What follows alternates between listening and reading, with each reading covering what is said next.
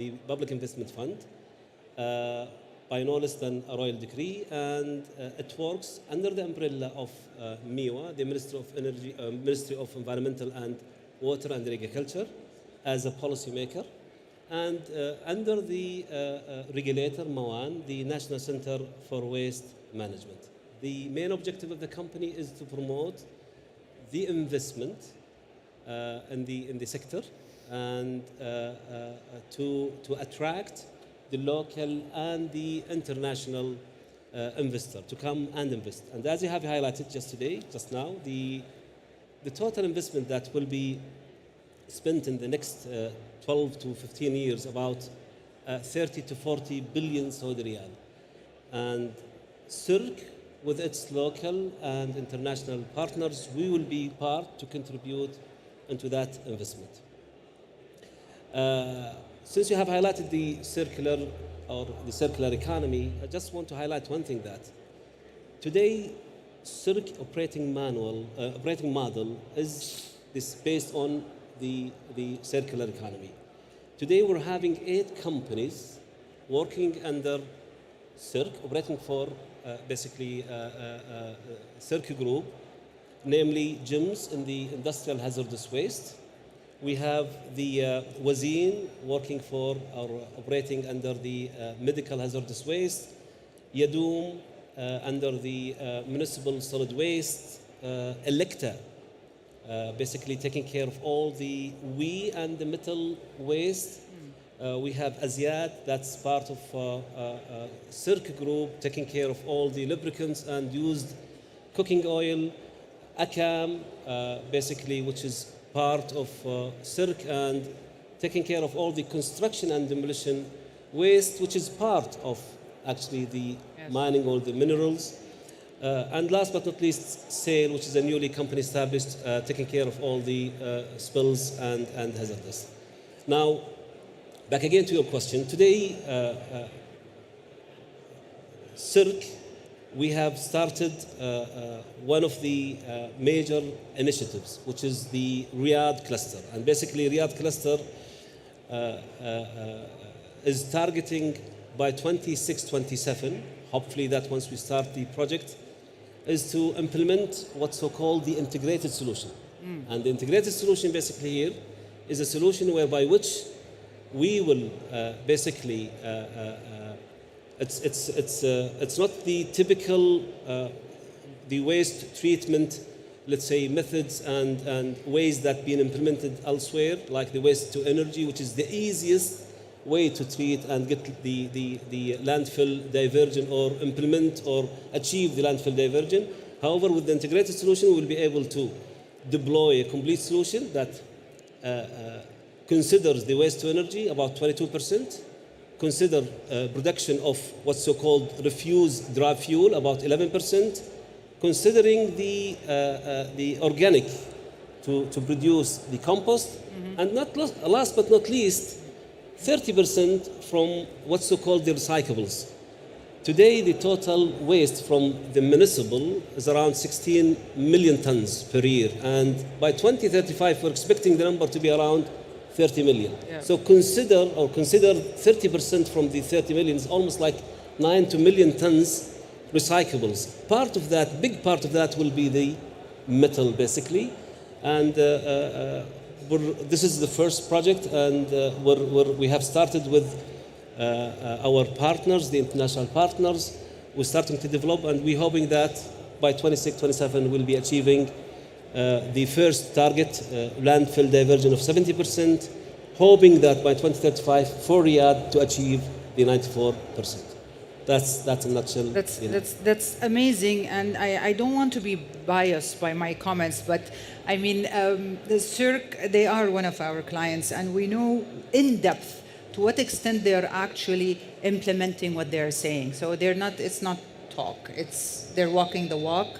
It is a process. Nothing like this can happen overnight, but the ambition and the actual implementation that's happening is superb. So hats off to KAICC and what you're doing for not only Saudi Arabia, but the entire region.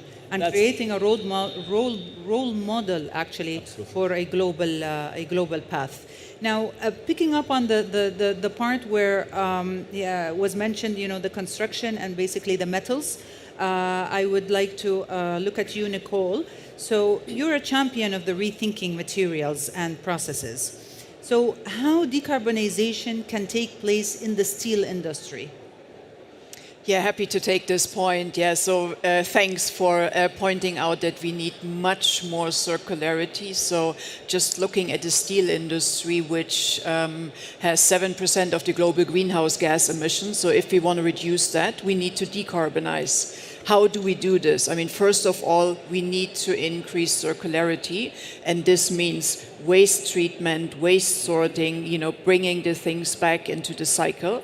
So just computations we have done in 2030, if we don't increase our collection rate, we will be 225 million tons scrap short just in 2030. So which means we also need to decarbonize beyond scrap. And how do we do this in the steel industry? We switch the technology to DRI EAF, and for that we need much more high-grade ore. And looking at the ore, we need to mine, we need more virgin ore. Giving that, we are also short on that. We are missing globally for 2030 40 million tons of pellet capacity. And with that, we also half of that, we don't even have the feed discovered yet.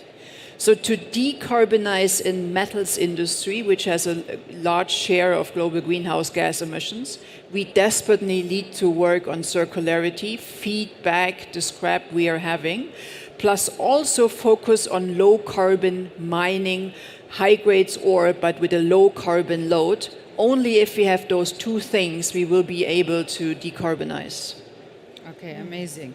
So walking with that, to the next question with you, Dr. Patience. So mining is currently responsible from 4 to 7% of greenhouse gas emissions globally. Mines theoretically can fully decarbonize, exclusive of fugitive methane, obviously, through operational efficiency, electrification, and renewable energy use. Multinational companies are taking action to implement methods of decarbonization and play a role in emission reduction, as Nicole has just mentioned. So with your focus on providing insights on critical minerals for net zero emissions by 2050, please explain the relationship of decarbonization and the role of recycling. Okay. Thank you so much, Adina, for inviting me for this panel. I would like to just take the audience on this journey. Can you imagine if you need 4 grams of a metal? Think about this. Be it it's lithium, be it it's platinum, be it it's gold. You need to generate more than a ton of waste. Am I correct? More than a ton. The head grade, for example, of gold or platinum, it's about 4 grams per ton. That's waste, right? You will need to reprocess that and concentrate it to take it to 200 grams per ton. You generate another waste. You now need to smelt it. You now need to refine it. There is waste. You now need to dump those tailings into the tailings dump. You need to rehabilitate, right? I want to paint this picture because you've got to understand that mining produces products that make a difference in life, but it also generates waste. That's number one. This is a case for recycling. Think about recycling. What are the key drivers for recycling right now? You have heard about critical minerals. We will have a supply deficit. Think about lithium used for batteries. How much lithium are we going to need? How much cobalt are we going to need? Platinum group metals. How much nickel are we going to need? All these materials, there's a huge supply gap. And let me tell you something. We may be underestimating the problem. We are sitting with a huge problem.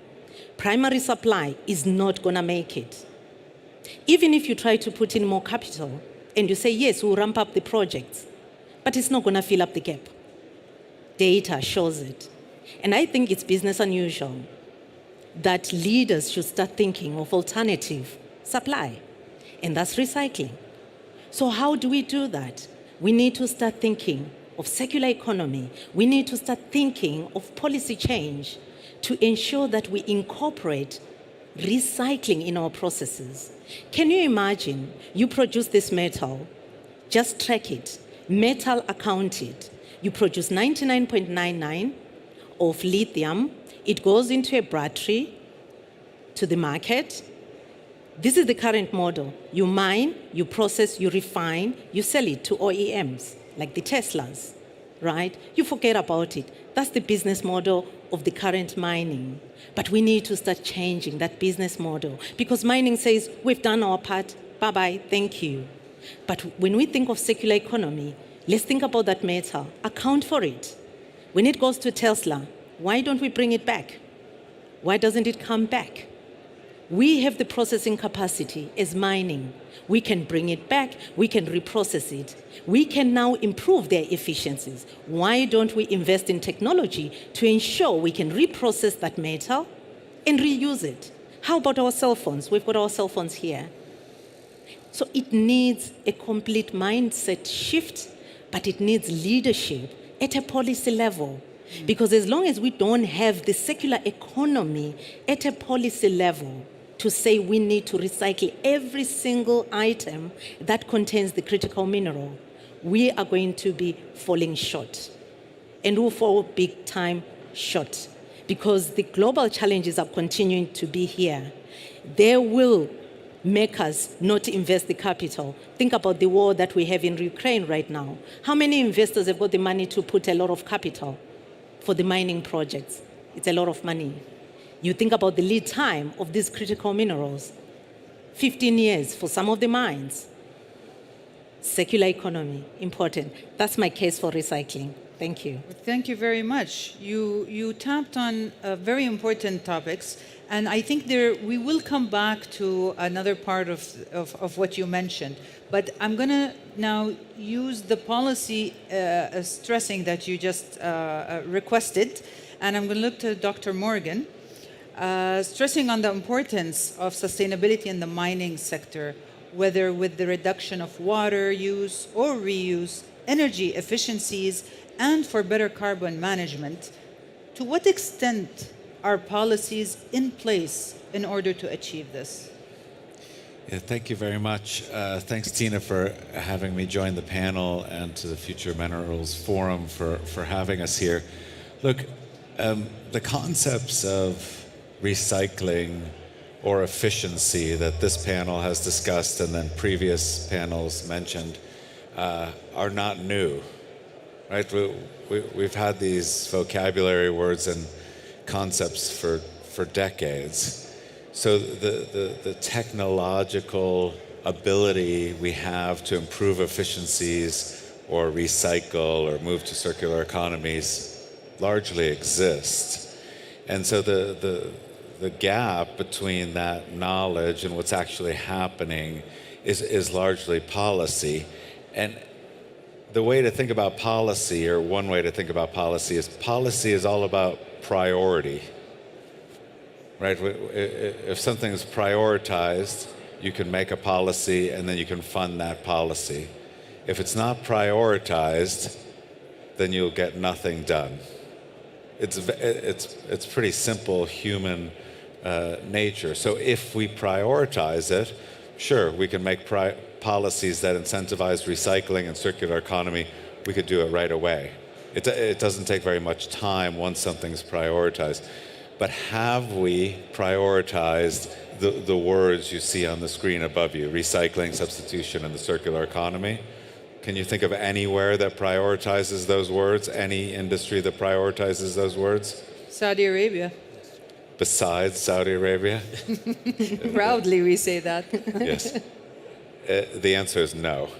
And so once we get to the prioritization, and the prioritization comes from the economics and security incentives of something are much stronger than the environmental drivers in almost every area of policy.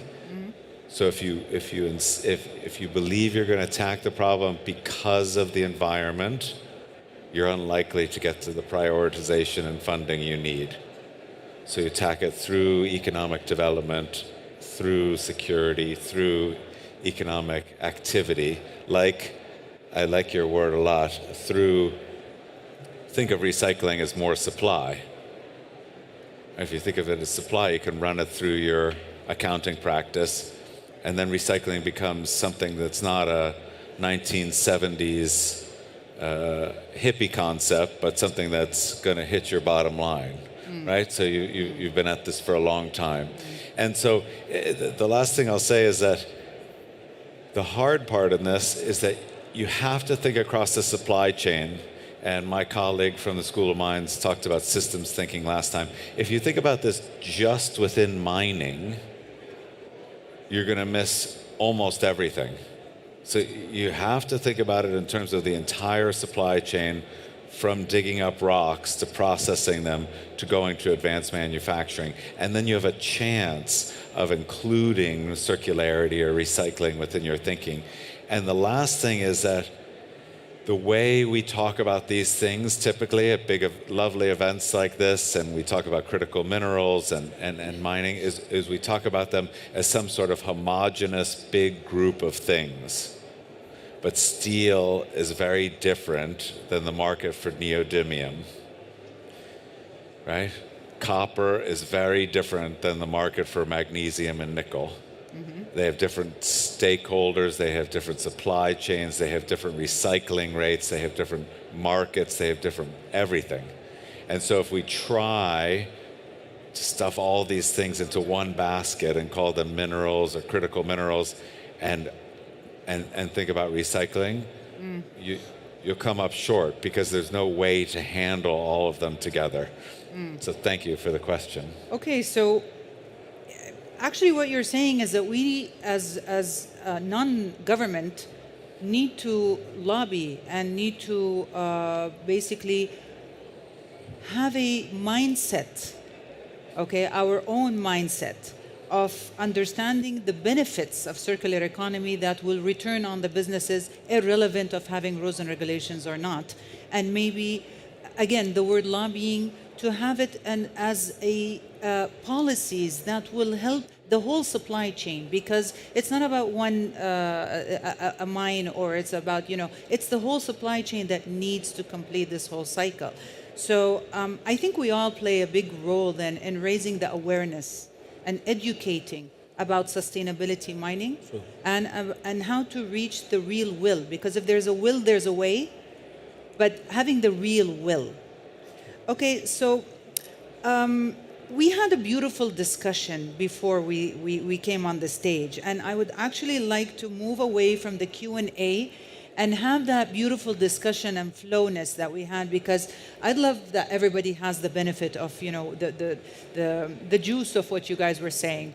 So let's throw in a question of how does a mine of the future look like in the view of circular economy from the different aspects of it? So you go ahead, start. And please, it's an open discussion, so we want everybody to jump in. Nicole, Patience, and Morgan. I'll start with what we were doing from the circular economy. What we're doing, actually. Today, CIRC, basically, we have two companies focusing on basically the metal and waste, the electronic and electrical equipment. And that will definitely contribute to the circular economy big time. The expected, it's about, I think, 1 million ton of waste from the We have from the construction and demolition, which is related big time to the industry. I think it's about 25 million ton per year. Just if we consider that the two companies that Electa and ACAM will contribute to the circular economy and will drive, will be part of that. We're here to make sure that circular economy concept being implemented. Maybe if you recall during the discussion, we're saying most of the all the companies actually, they always look at the bottom line. What is the bottom line? And no one is really care about the bottom line. It's not only the figure, how much that we have saved from carbon, That's how true. much is that impacting the environment. And That's true. again, part of the discussion, the ESG. And there was a beautiful suggestion, actually, and a concept that came up in this discussion, which is that businesses should not only look at, you know, the bottom line in sense of numbers and financials, right? But if it became incremental and a mandatory to look at what are the carbon emissions, for instance, Absolutely. as part of the bottom line. It becomes a direct Dina, look. yes. We're having Dina here in Kingdom. I'll speak about Kingdom. We have responsible companies, the big companies, Aramco, Sabic, Ma'aden, so the electricity company, and the big ones, responsible companies. And I know that they're doing initiatives towards, they don't need the regulations and policy to start implementing the circular economy. They started that because of sensing of the responsibility. And that's what we're doing. We're working closely with the big companies to make sure that circular economy concept will be implemented and they will reap the benefit from implementing the circular economy. So stewardship. We're Yes, looking at absolutely. stewardship, Yes, right? yes, Go indeed. ahead. Yeah, and you know, as you say, we need to look at the ecosystem. Yeah, and yes, we look at bottom line, but I would postulate that CO2, the emissions, will become a currency. So your question, what will a future Carbon mine credits. look like? I would like to have that. On each pellet they are selling, there's kind of a tag on it, how much carbon is in it. And so we can pass it through the supply chain, and at the end, the steel, the aluminum, the copper comes into an automotive, and they just add everything up. And this would be my future vision for not only the mine but the whole ecosystem and supply chain. And I think once we have that done, circularity will just happen or needs to happen, because otherwise we cannot have a low carbon tag on those individual materials. Nicole, it's like you're saying money talks, right? Money talks. But what you just said, which is it's carbon credits. Carbon credits is the future's money. Yes. So the more it can be influenced into the whole value chain, the more that everybody's actually looking into how to, gain these carbon credits by lowering their emissions, etc. There was another thing. Patience, you're not jumping in with what you talked about before. You mentioned a beautiful concept of leasing the metals. Oh, yes. Absolutely. Please elaborate. Okay, so maybe before I talk about leasing of the metal, the mine of the future in my mind, think about this. We talk about carbon credits. And I think you did mention something about incentives, right?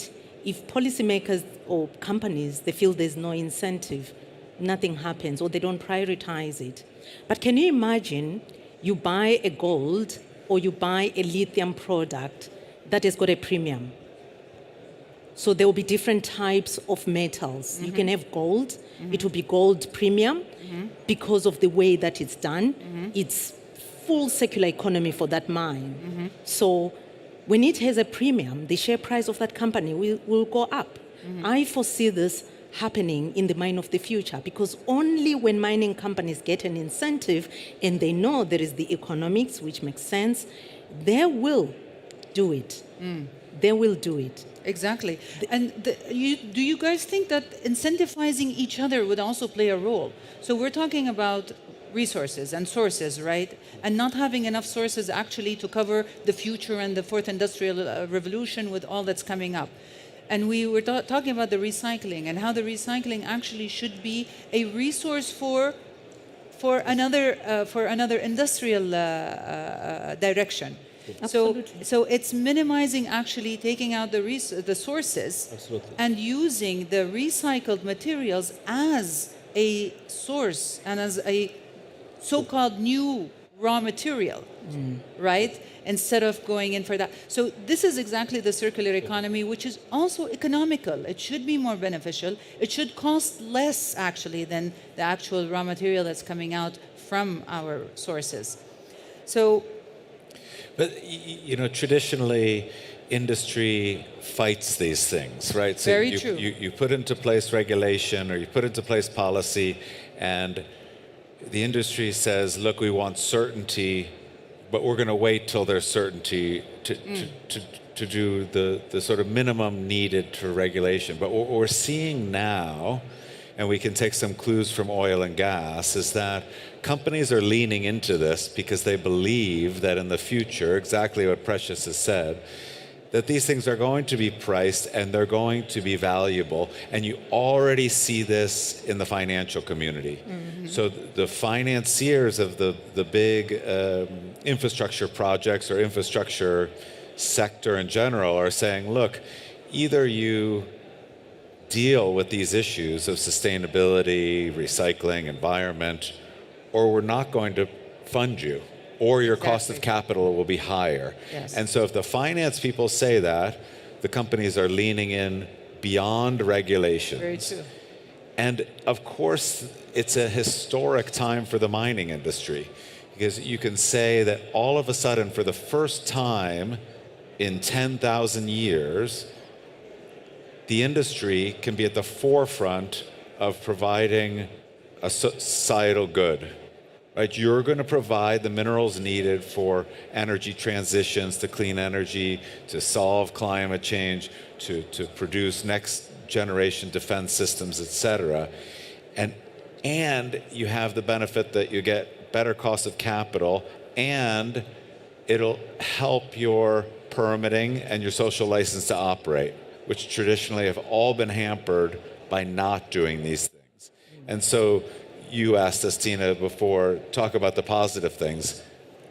You have a historic, once in a generation or multiple generation opportunity to do this, and it's not for the traditional reasons of, say, some kind of social good or environment. It's because it will increase your bottom line and it'll rapidly grow your ability to mine and perform. Amazing, thank you. Well, unfortunately, we have 1 minute left. Time flies really fast. So, a 10-second takeaway. Yes. Circ is your partner for circular economy. All right. Nicole? Yeah, basically, look at the process over the ecosystem, go from linear to circular. Thank you very much. Yes. We need to think differently, completely. And I didn't answer your question on the rent of the metal. Yeah. We will foresee the metal being sent directly to the OEMs, but it will be rented. They won't be selling it to them, and then they have to bring it back. Thank you. And I think change the narrative to positive. Stop being defensive and be part of the great future, the future of minerals. Amazing. Thank you very much. So I think that at the end, it's all about adjusting the mindsets, adjusting the business models from the linear to the circular economy, making sure that businesses, governments, and individuals understand and realize that it's an actual economical benefit, environmental, social, which actually makes it sustainable. I thank you all very much for this enlightening session. I thank everybody for listening, and thank you very much. Thank you.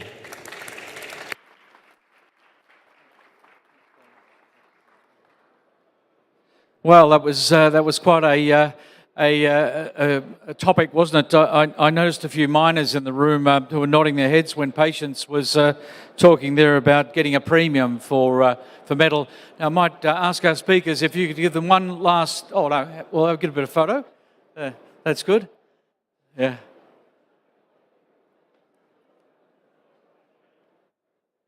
Thank you very much. Please give them one round of applause as they go and take their microphones off. We'll have a little bit of a break here as the next team is fitted up with their microphones, and I'm sure we've got a lot to reflect on in that discussion there. The circular economy is certainly front and centre of so much, and appears one of the great things about being here in the Kingdom is that you guys are actually doing something about it. So it's very, very enlightening for us.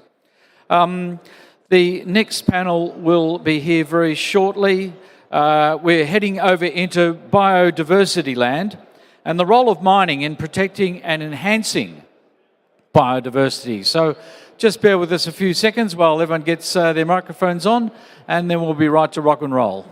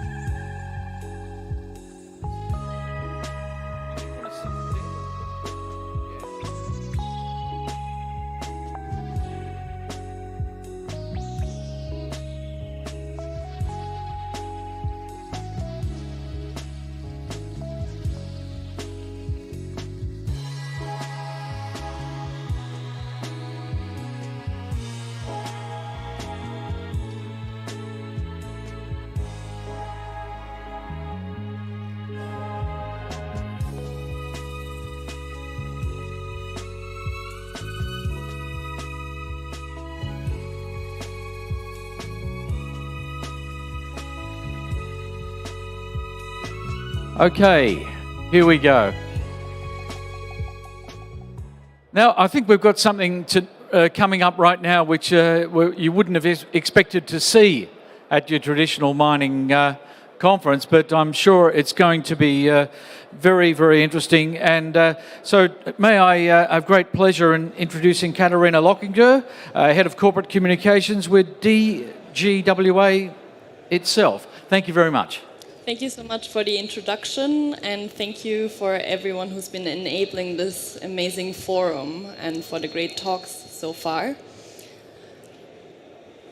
Mining affects biodiversity on multiple scales, and it can pose a serious threat, hazard, but it can also prevent biodiversity loss. The United Nations Sustainable Development Goals, alongside the strategic plan from the Convention for Biological Diversity, for example, lay out an ambitious conservation agenda. And in this panel, we're going to discuss the role of mining in protecting and enhancing biodiversity. So I'm delighted to introduce my panel here. To my left, it's Dr. Murray Hitzman, Director of the Science Foundation Ireland Research Centre in Applied Geosciences, KAICC. Mr. Khalid Al-Sharif, Vice President of Strategy and Planning at Ma'aden, the largest multi-commodity mining and metals company in the Middle East. And last but not least, Mr. Hassan Al-Ghani, Operation Development Manager at Saudi Comedat, one of the leading contractors for open pit mining in the Kingdom of Saudi Arabia. Mary, let's dive right in. Considering the push to clean energy transition, how do you see the impact on communities and the environment evolving from future mining activities playing out on a global level?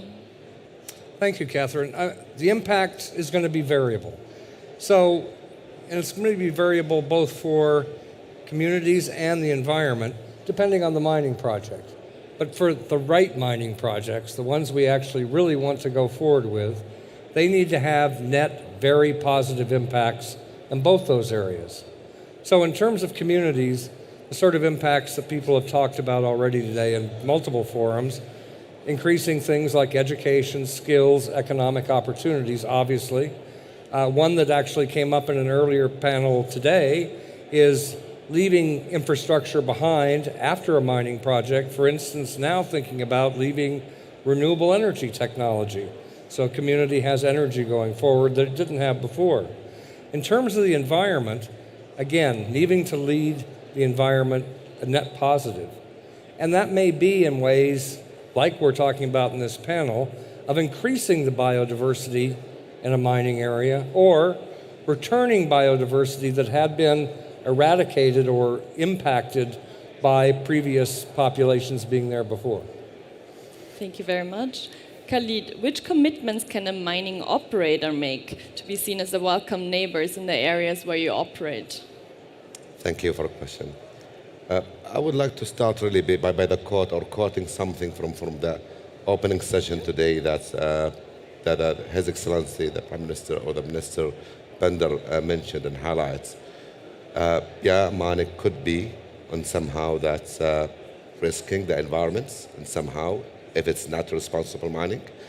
But on the other hand, mining is the solution really to save the environment in terms of providing the right metals and minerals to build the decarbonization plant, solar panels, and. So mining and somehow really is a right place to utilize as a vehicle to build and then maximize the environment in the coming futures. I think that going back to your question, I think the commitment that the mining need to do is to make sure that they are not only a welcoming neighbor, they are engaging really the neighbors. They are decision maker when it's come to their place. And then usually, as you know, that mining usually are in remote area, disconnected area, less modernized area. So I think the commitment should be is engaging the commitment in their decision and providing the support whenever that is possible. Sure, maybe you can give us also a bit of an example of what Ma'aden. Yeah, Ma'aden, we have been in several places in the North region, for example. The result of the engagement of the neighbor that resulted in building several schools, biotechnical college, where we are providing and preparing the future miners with the right responsibility. And then one of our also operations that we provided so many incentivize and promote, even providing the way that so that the local, the females, that they can work in gold and then so many others and make jewelries. So it's out of our operation exactly, but it's nearby and so many people that involved as an outcome of our operation. Great. Hassan, how can mining benefit the local community where you operate? Actually, in Saudi Kumidat, the local community for us, it is one of the priority. Because we believe that for any mining succeed, supposed to be supported by the local community. And then in our objective, we have dealing with the local community as a partner to us. And he's worked with us since we start. So because of that, we are signing the contract with the Saudi Mining Polytechnic in the North region to train the people from the local community, and this local community at the end, he will work with us in the mining. So, and recently I am very proud about that one. We are the first mining company hiring the ladies and work in the mining field. So the local community, we believe it is the main source for the human people in the mining. So this it will add value to us as well as add value to the local people. This is from the human resource and the use of the local community. The other thing or other part, it is the supplier. The supplier of our spare part, normally in the mining, most of the supplier, it is from outside. We import the spare part. In last few years, we replaced many of the spare part by the local supplier, which add value to him also and the income for the local supplier in Saudi. And it helps us to get our spare part early as soon as we want that one. Great. Maybe let's go back to you, Murray. It has been said that geodiversity is required for biodiversity. Can you explain this concept a little bit, and why is it important for the mining sector? Sure, I can. So it's a concept really from the ecologists, and it makes sense. It's actually what we've been talking about at this conference, that our society, our civilization depends on metals. That's what this whole conference is about. So if you think about any biological community, that's what we are, right? They depend on what's coming from the earth. So geodiversity, what's in the earth, actually determines what kind of biological activity can exist.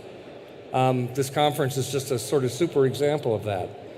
But it's really important to get that across educationally to ourselves as an industry, to understand why, what we're doing with the earth actually impacts all the biological activity and why we need to try and protect that, but also to society as general, because it, again, shows sort of the systems thinking we heard about from the panel before, understanding how things are circular and how they're interconnected.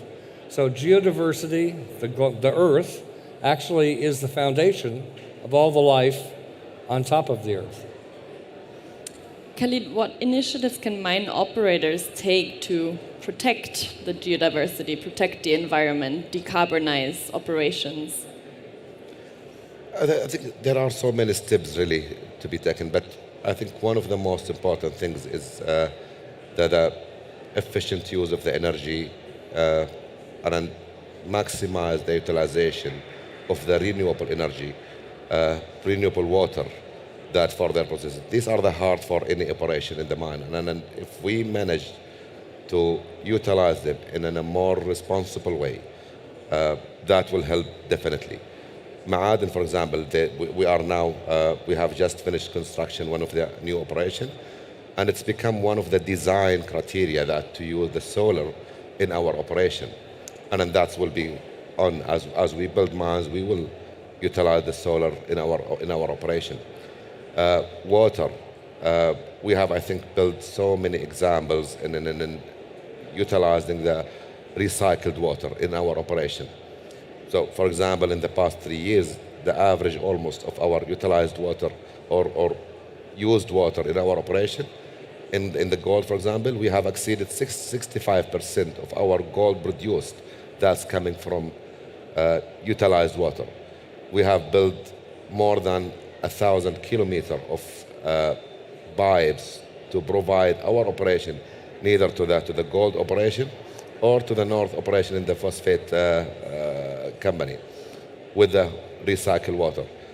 And we are aiming in the phosphate to jump from 50% of depending on water or groundwater to 100% of used water or recycled water. Similarly, in the used water, we are working with so many government authority that to maximize really the use of the treated water in our operation, which is, I think, these are the two main really part. In addition to this, of course, mine always knows as a waste, and there is a waste rock, waste material. I think the main point here is to design this waste material in the proper way, in the right way, as per the best regularity or best, let's say, policies to keep this waste safe and protected throughout the time. Sometimes it's not possible to make everything as perfect as Ma'aden is doing that, and conflict might also arise. Hassan, maybe you could say how mining operators can deal with social and environmental conflict and how they can minimize it. Actually, when we mention environmental or the mining, when we mention to anyone, the first thing he will thought or he will think it is the mining, it is disturbing the environmental in the area. But where I am working, the phosphate mining, we put the environmental thing, it is priority for us. So this is why we are dealing with the environmental very careful in that area. We have our own weather station which can read daily and hourly the reading of the pollution in the weather. Other thing, the recycling or disposal of the used tire, because we know there are many things came out from the mining. The oil usage, it is a lot, it is a huge number. And the tire also, same thing. So in this thing, we are dealing with the authorized contract to disposal the tire and recycle also the used oil in the mining. Addition to that one, we are using the water treatment to recycle the water what we use, and we have plan also to build our own sewage water recycling, to reuse the sewage water for spraying the water in the mine. We use also the water which came out from the process plant in Ma'aden to use it as a suppression system inside of the mining, which will lead and it will help us to have control of the dust and the dust in the mining. So this is how we are dealing in the environmental to make, if we want to link it to the first question, to make the local community happy and he don't have that threat about the mining, it will affect his health or it will affect the environmental. Also in the open pit, we use the in-pit dumping, which means that the same material what we are extracting, we dump it inside of the pit, which will make more control in the dust in the local area or in the town around the mining. And this is it help him, and also it help us to make the local community and the people around happy from the mining. That's great, hearing so many great examples from the Kingdom of Saudi Arabia. But Murray, maybe you can also tell us a bit more about some examples of mining projects where biodiversity has explicitly been addressed and successful on a global level. Yeah, there's actually a number, and I'll just mention three fairly briefly. One is from Ireland, where I'm from, and mine there, Galmoy, which closed several years ago. Actually, its tailings facility was engineered to be a wetlands, which has now been demonstrated by a number of nature groups in the country to actually have some of the greatest biodiversity in Ireland. So pretty amazing to take a manufactured, what was a tailings facility, and make it a center of biodiversity. I also do a lot of work in Southern Africa, and there I'd just like to call out one company in particular, First Quantum.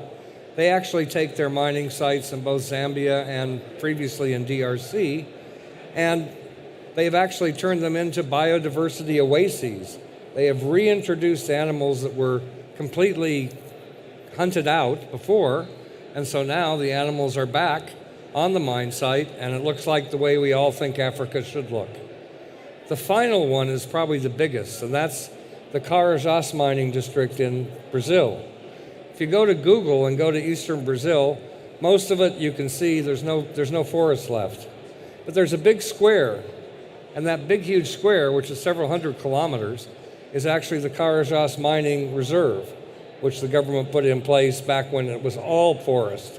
It's now the only part of the Brazilian Amazon that still is forested in that part of Brazil. So they have definitely preserved an incredibly important piece of biodiversity and the environment. That's great. Maybe some more examples of what Ma'aden is doing, not just to minimize the impact, but also to really encourage ESG principles. On the one side, you can reduce or minimize the negative impact that you have, but on the other side, I know we've been talking about some tree planting initiatives, for example. Yeah. If you allow me, I would like to really first to comment on a very important point that's with my colleagues. What mine company could produce as a waste or a secondary waste material that could be used in somehow with someone else in utilizing that for different way of production.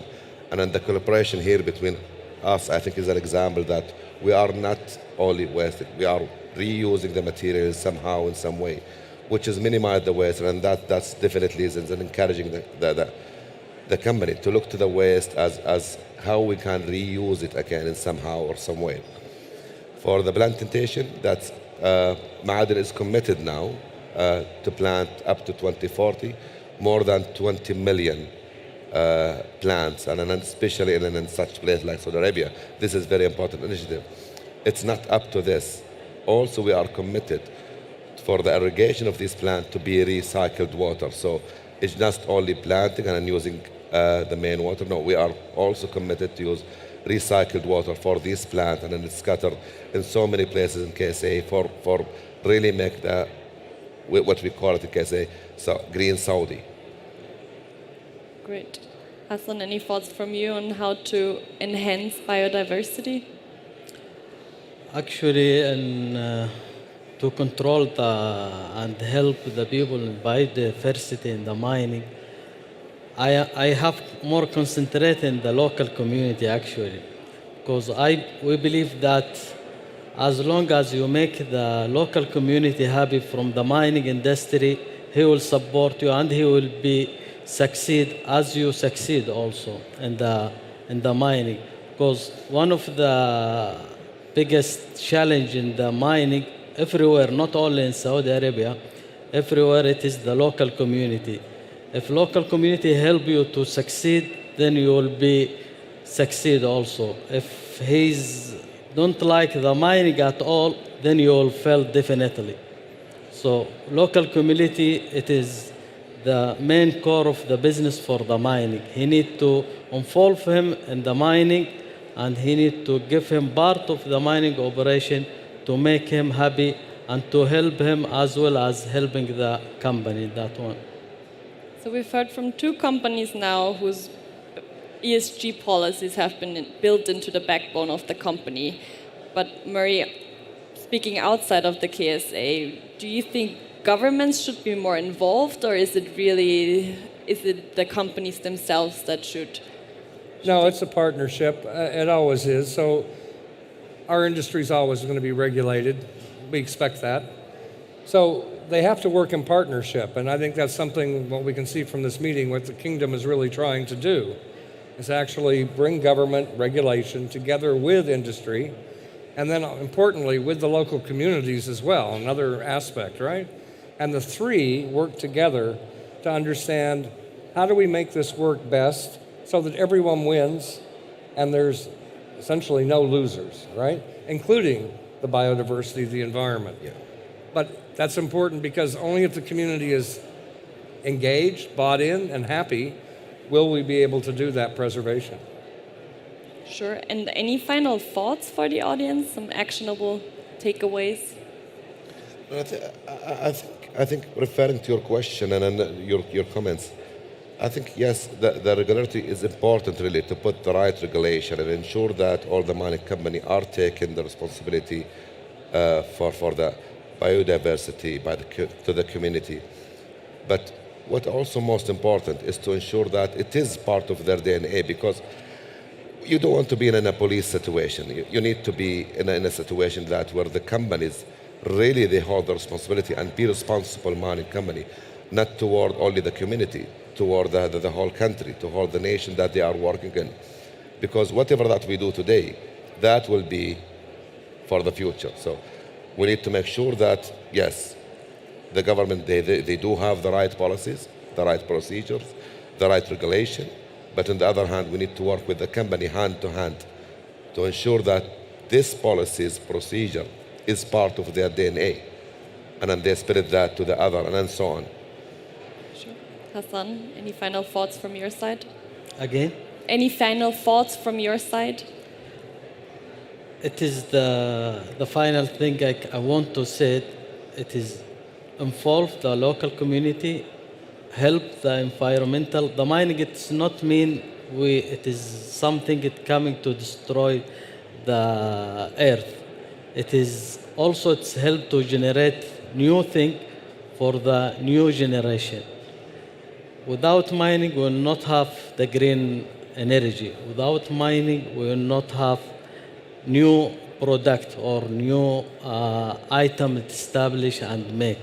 So mining it is part of the green energy, and it's help the people. It is not destroying the life or destroying the earth. Sure, if it's not grown, it's mined. Mary, any thoughts from you? Final thoughts would just be biodiversity may seem an odd concept with mining. I can imagine a lot of people coming here thinking, what is this about? But it really shouldn't be. It really should be something that we should think about from day one. And I think a lot of companies have without using the word biodiversity, and governments. But I think it'll become much more explicit going forward. And I think that's probably a good thing and something we should embrace. You said mining operators are actually very big landowners as Absolutely. well. Yep. So thank you so much for participating in this panel. Thank you very much. Thank you. Thank you. Thank you. Thanks.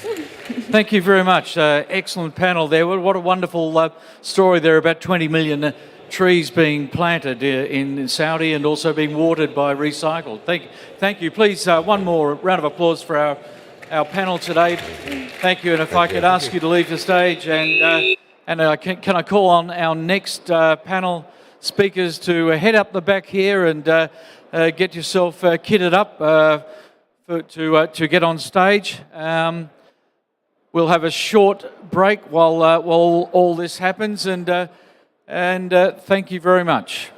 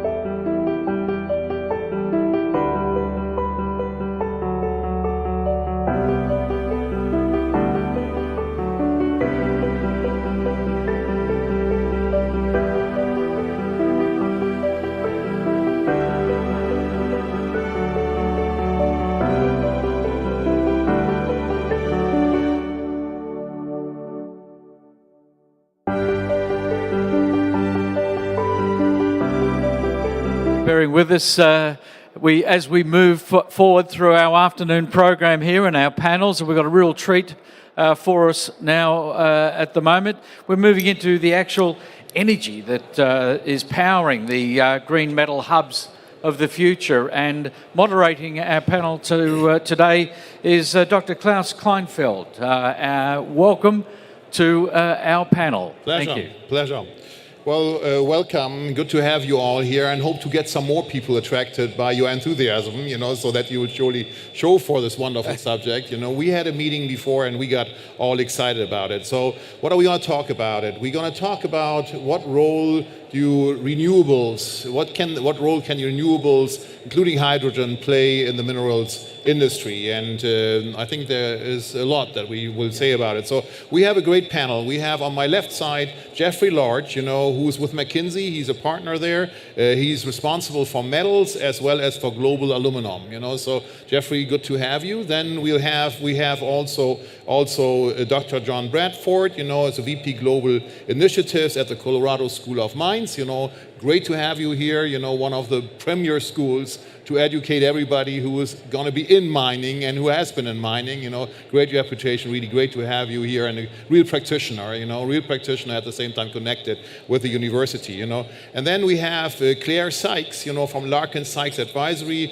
Claire's role is, or the company's role is, to advise companies to make this transition happening. They are here and we want to get to the future. So I'm really excited to hear about this. Also a real practitioner, as is our fourth person, here, Gustav Krüger from DNV, who deals with the issues. What does that mean, for instance, for the electrical grid?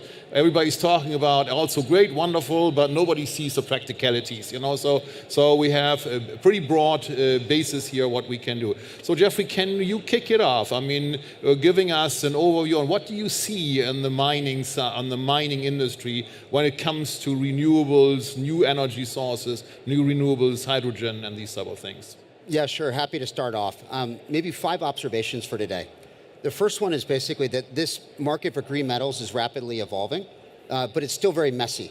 So even the definition of what's a green metal is very different, and the demand for green metals is quite different between different geographies, different end-use sector, like comparing auto versus construction, for instance, as well as in different places, where you see maybe like the EU automotive market for steel is probably in the lead in terms of the size of that market and the established definition of what green is. Whereas, if you move to aluminum, maybe a little bit less so, copper a little bit less so, and then some of the specialty metals, even though something like magnesium, super carbon intensive, very ill-defined market for green metals there. So that's the first point. Second point is actually it's going to cost a lot to be able to decarbonize the sector. A recent estimate that McKinsey did estimate $5 trillion to decarbonize the metals and mining sector over the next 20 years, and that's just in CapEx. So a tremendous cost. There's already been 1 trillion real of investment within basically the sector to go on that pathway, but there's a lot more work to be done. Importantly on that one is that you need the taxes, and you need the incentives, and you need the premiums to get people to make that scale of investment. Third point is there's many pathways to decarbonize. So you hear a lot of talk about hydrogen. It depends if we're talking about scope 1 or scope 2 decarbonization. It depends a little bit on whether or not I can electrify or if that's not an option. And we'll talk a lot more about that today. But importantly, there's different pathways, and which pathway you take, this is the fourth point, depends on where you are. So it depends on in which time you are, depending on CO2 prices and hydrogen prices. Depends on where you are, dependent upon the tax level, and also the local natural gas price and the renewable price. And finally, it also depends a little bit on your starting point. So if you're an existing blast furnace, putting carbon capture on might make a lot more sense in the near term than scrapping everything and going to hydrogen DRIs. There's a little bit of a starting point question on when you're making the decision. The fifth point is basically that we should focus on good solutions now versus waiting for perfect solutions for the future. Yeah. So it's about kind of making that progress today, and that will lead to many different pathways that different people take. Sounds good. Sounds good. And already a couple of thoughts for the next round. John, what do you see in your world? What is discussed? I mean, I think you get involved by companies asking you what do university thinkers have who know the practicalities? What are students getting excited about? What are you getting excited about? Well, so I'm going to just, at least for this round, just focus on the hydrogen side. And we have basically teams that are working in 3 different directions. With hydrogen, and in some cases those are competing, in some cases they're complementary.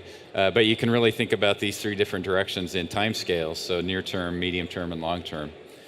So in the near term, it's really about liquid hydrogen carriers with a focus right now on ammonia as a storage medium, at least, and potentially also as a fuel. In the medium term, I would say it's on the next generation of electrolyzers and fuel cells, particularly using protonic ceramics as a medium to facilitate that. And then in the long term, it's other storage mechanisms. So of course, one of the big issues with hydrogen, if you're using it directly, is the storage. So you can store it in a liquid carrier, which has good energy density.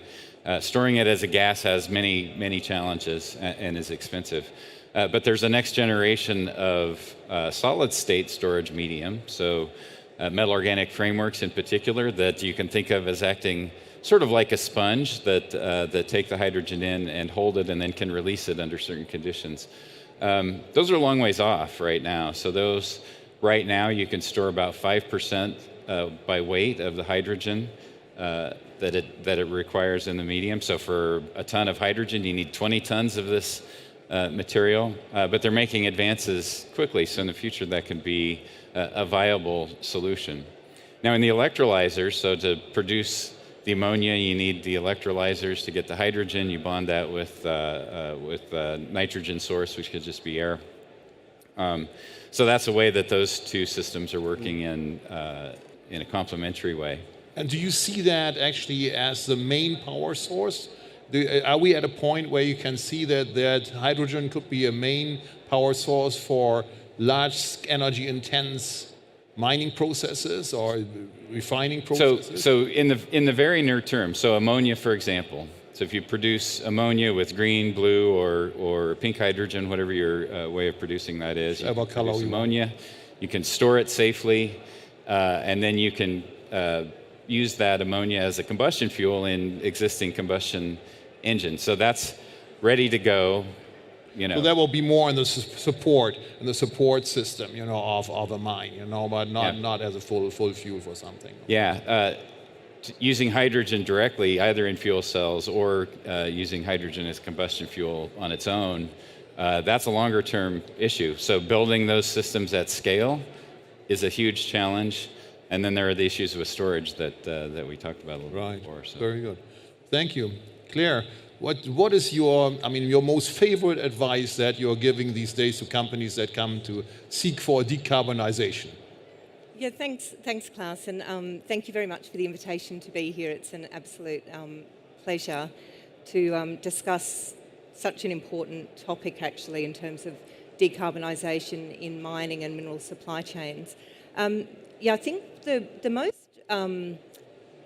point that I'm seeing, and I think, Jeffrey, you touched on it, is that there are so many pathways, combinations and permutations.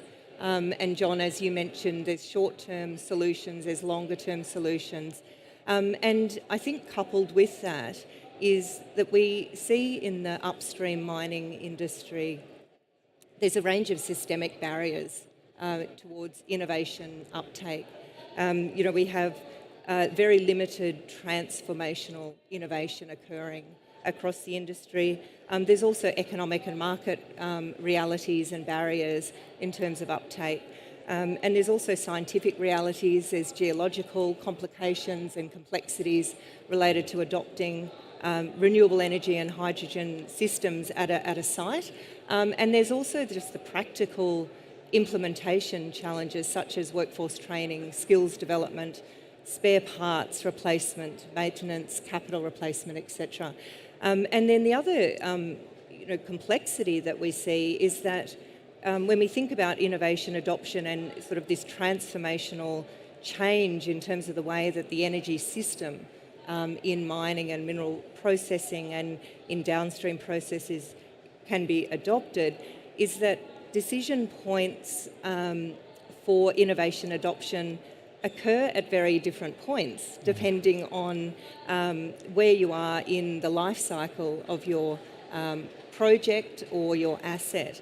So, for example, for a mining project, decisions on innovation occur sometimes 10 years ahead of when project development will occur.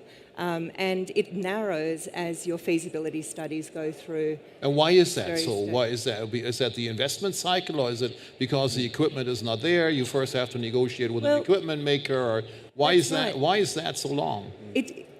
Well, a mining project by virtue of in terms of. Oh, because you think of greenfield. You're talking about a greenfield. We're talking about greenfield. Greenfield, yeah, I get that. Okay. However, even in brownfields or in simple capital replacement schedules, these happen many years ahead of when those decisions are made, and multiple work streams also take place to make that final investment decision about adopting a new technology, which inherently comes with some risk, and the industry itself is risk averse. Is risk averse. It's a safety culture. Safety cultures, by definition, are risk averse. You know, that's right. Absolutely. So I think it's very important that, as we are seeing the evolution of a green metal hub, that we start to think about how we can start to address some of these more systemic barriers. This sounds good. So from your lens, you look at the other practicalities, and now somebody wants to call me, so, okay. So looking at it from your lens, so what do you see as the major challenges or also opportunities here? Yeah, so I think from the hydrogen production point of view where I'm involved, and there are a lot of big changes happening very fast. So as we all know, the demand for hydrogen is at the moment quite fixed. We know it's around 100 megatons a year. And to make up that, which is now at the moment still grey and to a certain extent blue hydrogen with green hydrogen, there is a set market, and a lot of companies are jumping at that pie, and I think by 2030 probably we'll be able to make up that in green hydrogen. And when we now look at the green metal hub, I think there is still some interpretation and some finding out where do we go with this. Where does hydrogen factor into the whole green metal process, from mining, processing, recycling, use cases? Where does it factor in? Is it just an energy storage medium, like a battery, or is it a fuel that can be transported from one location to another? That kind of needs to be still, I think, figured out to a certain extent. Mm-hmm. And I mean, you are an expert also in looking at grid structures, so maybe you want to say a few words about that also. Yes. Currently you're talking about kind of an independent mine, independent supply. That's a relatively easy thing, but it deprives us of having, that would require having the utility right at the site, Yes, so as we all know, green hydrogen means that you don't use any carbon-based fuels as your basis.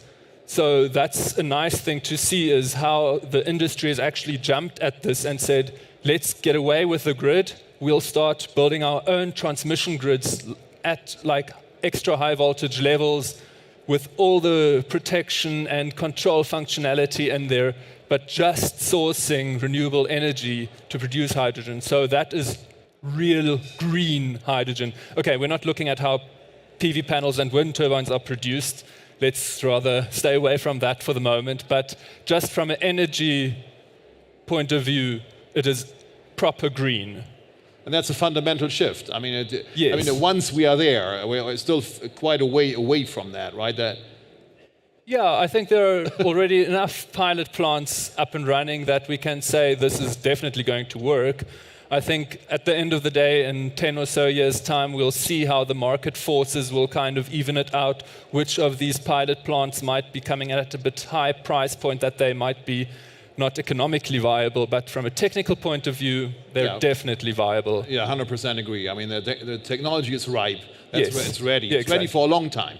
I don't think that has been the major issue. Jeffrey, I mean, you alluded to, I think I heard you saying, when we did an analysis, we saw some sweet spots. Kind of, these are the things that we feel that are making sense in the beginning and where you can already have a commercial case. Can you share some of those with us? Yeah, I mean, sure. It depends a little bit by metal and by location, right? Yeah, this okay. is a good point. So right now, if you have with the new IRA bill in the US, with $85 per ton carbon capture incentive, you could probably get, with a small premium onto the metal, you could make the economics probably work on a blast furnace. So that'd be, kind of one step on the steel value chain. Well, it's an interesting point. I mean, the Inflation Reduction Act, what a wonderful name for something that does this, but only politicians can come up with this, But it's an interesting point because through a government intervention of this sort, suddenly a whole region like the USA has become the epicenter that green is going to. Yeah, and if you think about the US, there's two different options people are pursuing on the steel side. One would be a carbon capture. The other one is basically a natural gas DRI plus carbon capture until green hydrogen or blue hydrogen is ready. And there's incentives also in the green and the blue hydrogen in the US. So these are definitely different pathways that people are pursuing aggressively in the US. And also within Saudi with the carbon capture hub that's being built with different green hydrogen options, we'll expect to see something very similar here. We're also, you've seen the announcements of people thinking about producing HBI in the kingdom as well. So you can see these two different areas emerging. You also then, if you go to South America, you have people going with charcoal, right? Charcoal-based pig iron, and being able to, there's a debate about how green it is, but these are some of the near-term pathways. Whereas over the long term, if the price of green hydrogen comes down sufficiently, and there's enough DR pellets available, that most likely will be the decision for new investments, even though existing investments might go, brownfield, might go different pathways. And can you do, I mean, you know the aluminum industry very, very well. Can you imagine how far out is it that an aluminum smelter would be run through renewables? I mean, I'm excluding nuclear and, if you want to call that, and hydro for a minute, So from pure renewables, there are some players that are signing VPPAs to kind of effectively bring it into the grid and then say, this amount of metal was produced with this offset effectively. But in terms of baseload power, it's still a long way away. Primarily because to get up to like 70 or 80%, it could be moderately economic, but to get beyond 80% is extremely expensive to build out the redundancy on the solar side. So it goes like what we heard here. I mean, it goes more into supporting the logistics, supporting trucks and those type of things, And then we would have to have storage. I mean, the storage at scale, right? Yeah. So, and that's beginning, but far from the scale that large energy consuming plants need, Yeah. What do you think? What is on your timeline? I mean, you've been around the block for a while, so you've seen it. Yeah. For the storage media that I was talking about, or others. Yeah, right. So doing that at scale is at least probably 10 years away. Yeah. At least, who knows? Things might change. I want to make a different comment though, which is, so we're talking, and this may be a little bit controversial, or it may spark some spark some interesting discussion. But I kind of want to I want to get the idea of, we're making the assumption that green hydrogen is the goal, right, in a hydrogen system. Can we think about sustainable hydrogen instead? So, for example, blue hydrogen production right now is less expensive than green hydrogen. That may change over time, it may not. Let's really think of, the goal ultimately is to just not be putting CO2 into the atmosphere. So can we find the best solution from the economics, from the market drivers, from what's viable from a production perspective, and then that's really the goal, right? And that may change over time. It could be blue, it could be green, it could be pink. Yeah. But I think that it's important to think about sustainability in a different way, and not only that it has to be green. Mm-hmm.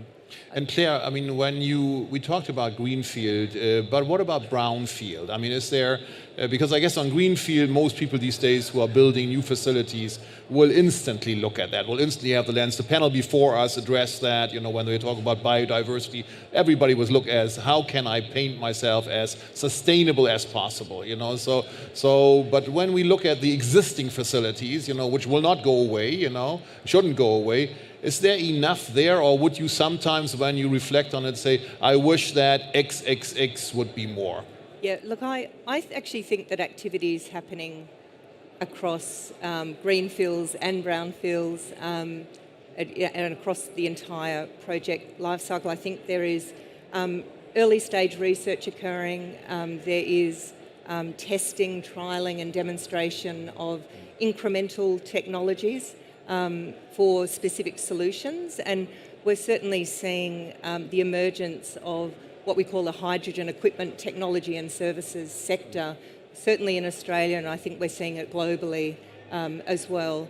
And that's an exciting space because we've now got a very diverse set of specific solutions that will all feed into a broader benefits in terms of renewable adoption as well as hydrogen adoption.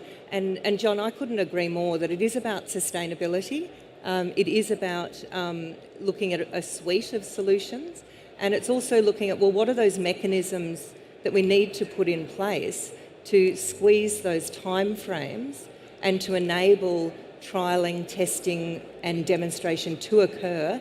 It may fail, but we also need to share that knowledge and adopt what is most appropriate for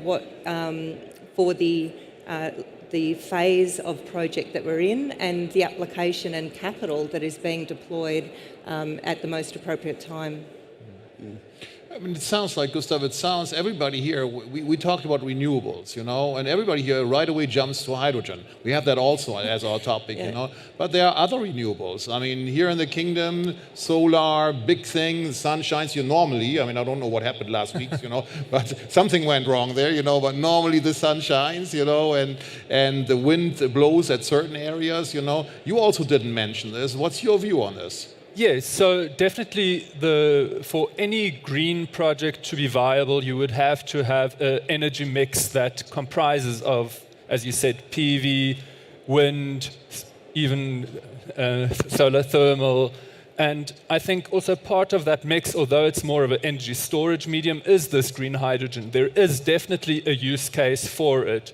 It might not be the most efficient, but there is definitely maybe in the transport sector, use case. And at the end of the day, it will be up to the economists probably to figure out how that energy mix is most optimal to make it economically viable, because without that driver, I think in any case, this whole green phase would phase out in 10 years' time if there aren't any policy changes that keep it in term, because you can't keep underpinning the whole system with financial aid from governments. I mean, at the end of the day, that will have to be phased out. Yeah, it's not about being tree huggers, you know. We also need to make some money, you know. So I think everybody understands that, you know. So, but the interesting thing, I mean,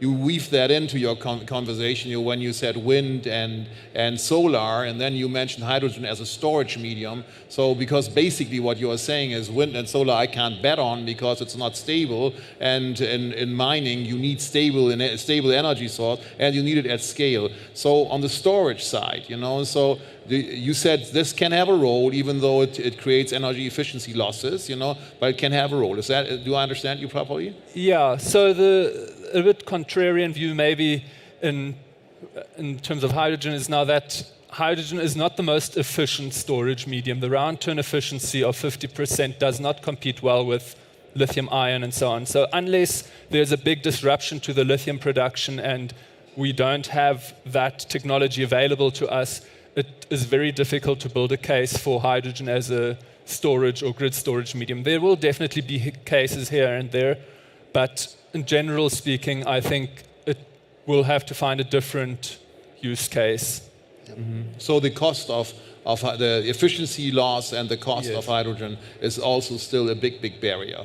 Yes. Don't you see, I mean, I've seen some utility scale storage solutions, I mean, that are tested out, that are basically just compressing air, you know, compressing CO2, pumping it back and forth, but utility scale. I kind of get excited about this. Yes, so there are many different energy storage technologies there, molten salt, even heating sand up. I mean, that would be a good case here. I mean, you've got the heat and you've got the sand. And they do it in Norway, funny enough, you know. This is a Norwegian technology. Exactly. So I think there are so many different technologies, and we're still quite at the starting stage, and it would be a bit silly to say now this is going to be the technology of in 20 years' time. Same with hydrogen. Will that be the technology in 20 years' time? It's a little bit difficult to say now. There is a demand for it, and yes, we should definitely satisfy that demand with green hydrogen. But going further than that to say in storage or other use cases, hydrogen is the technology to use, it's, I think, a bit premature. Yeah, that's interesting. Very interesting view.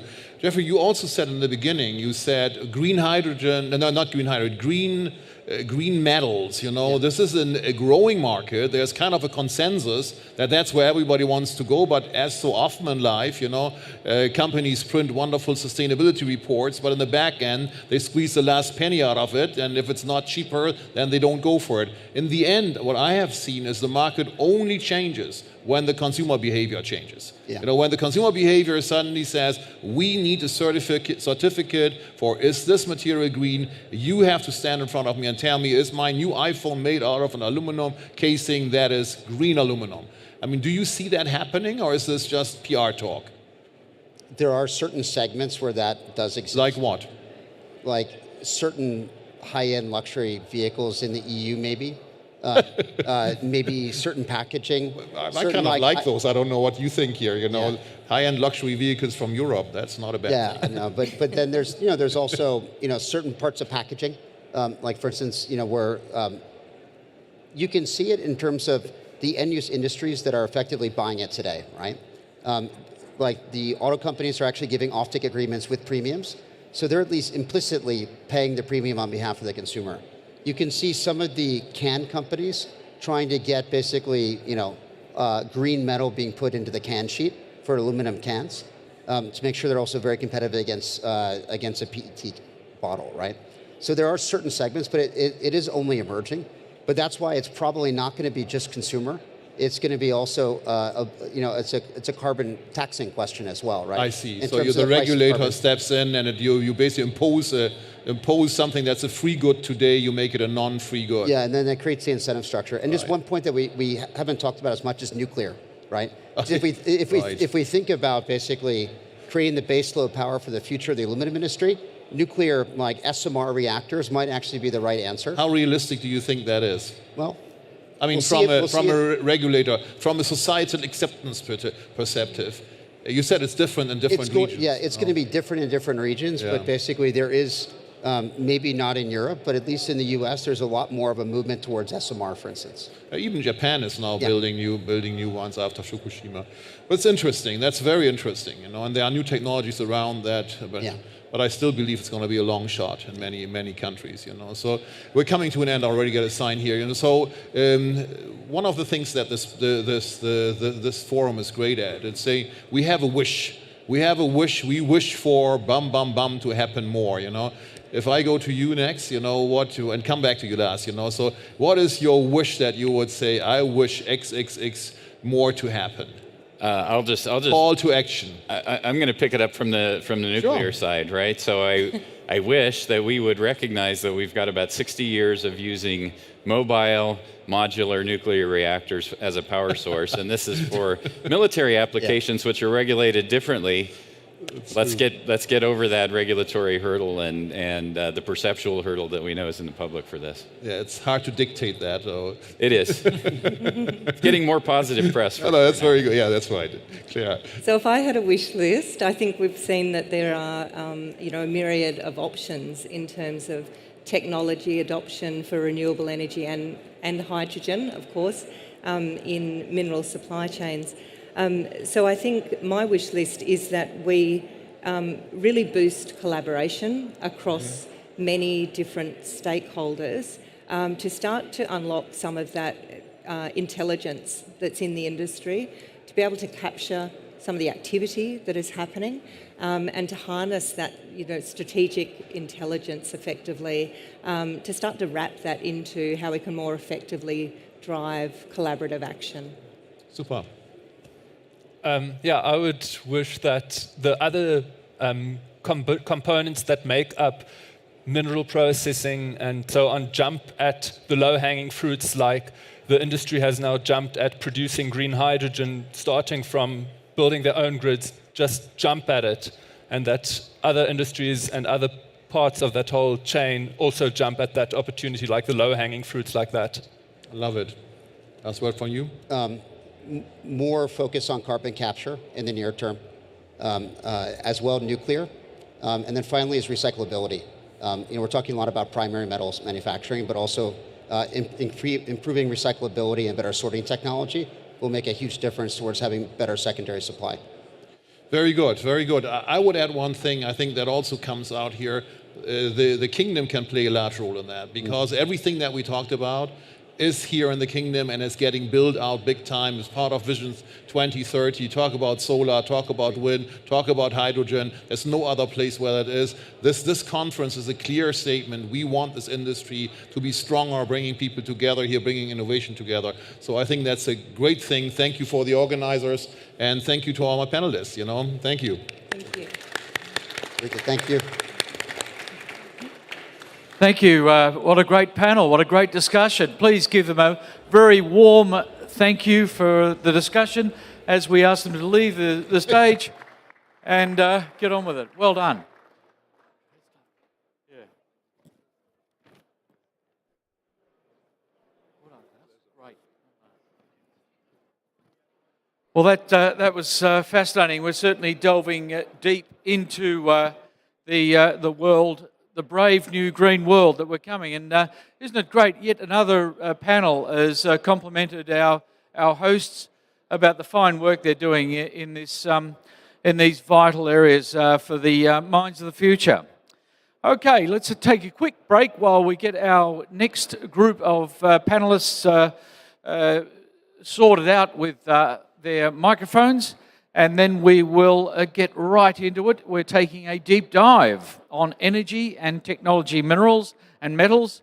And we're heading out there into vanadium, lithium, cobalt, copper, uranium, and rare earths. Be back in a few seconds. Thank you.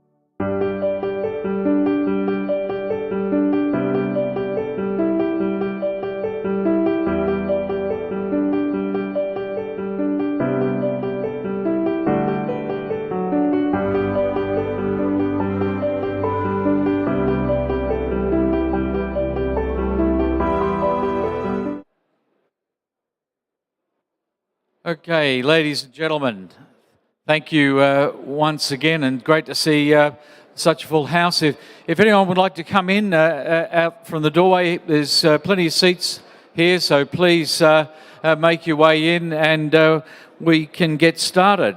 Well, now we're going to cast our net a little bit wider into the new world of new minerals and our green energy sources coming up. And to our moderator for this is Dr. Murray Hitzman, Director of KAICC. So thank you, Murray. I'll leave it to you. Thank you very much. Can you hear me? Yes, there we go.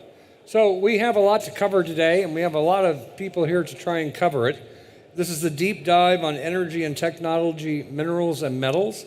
And hopefully we're going to cover most of these metals, but especially we're going to cover lithium, the rare earths, and in this case, vanadium, which isn't on the list, but which is a critical mineral. So I want to just jump right in and start with Sean Sargent, who's the CEO of Green Lithium. And Sean, there's been a lot of buzz about lithium, both here at this meeting, but all around the world the last really decade now. There's a whole bunch of new projects all around the world that are being ready to come online, but there's increasing concern among buyers about the carbon footprint and the environmental impacts of many of these projects. And some of them actually are obviously having impacts on those projects going forward. As someone who really knows the lithium space, can you tell us or give us a sense of where lithium is going and how lithium companies are trying to address the imperative to reduce the carbon footprint? Yes, Murray, and thank you very much. It's a great question. I think when you realize the importance of lithium to the energy transition and how significant it is, the role it has to play, it really is imperative that lithium is produced in a sustainable and low carbon way. Otherwise, you've eliminated all the benefit of making the transition in the first place. So I think we're seeing that. If you look at how lithium is produced in the world today, really the volumes that are produced are just a tiny fraction of what ultimately is going to be required. And if you think that roughly half and half of lithium that's produced comes either from brines or from hard rock refining, what we're seeing is a decarbonization of both those techniques. So with brines, we're seeing increasing use of DLE technology, so lithium extraction technologies that can use things like renewable power to get to the lithium. And in our case, so Green Lithium is a company that's it's refining lithium from hard rock sources. We're particularly interested in spodumene concentrate, a lithium-bearing ore, and we're looking at how we can decarbonize that process. So fundamentally, it's an evolution of an existing traditional process. We're using a combination of things like, first of all, choosing a process that's got a lower energy requirement in the first place. That gives you an instant dividend of about 25% when you compare to traditional hard rock refining processes. But then to get the rest, you've got to focus on things like electrification of the process as much as you can. So preheating the materials and using renewable sources of electricity, of course. So you've got to have a sustainable source of electricity that you can rely on. And then where you might have used fossil fuels for the thermal part of the process, the pyrometallurgy part of the process, we're making sure that the plant we use is hydrogen ready. So our role is really to integrate a lot of different technologies so that we can produce low carbon lithium, battery grade lithium products. The final part of that jigsaw puzzle, so you can get about 75% reduction in carbon footprint compared to a traditional process.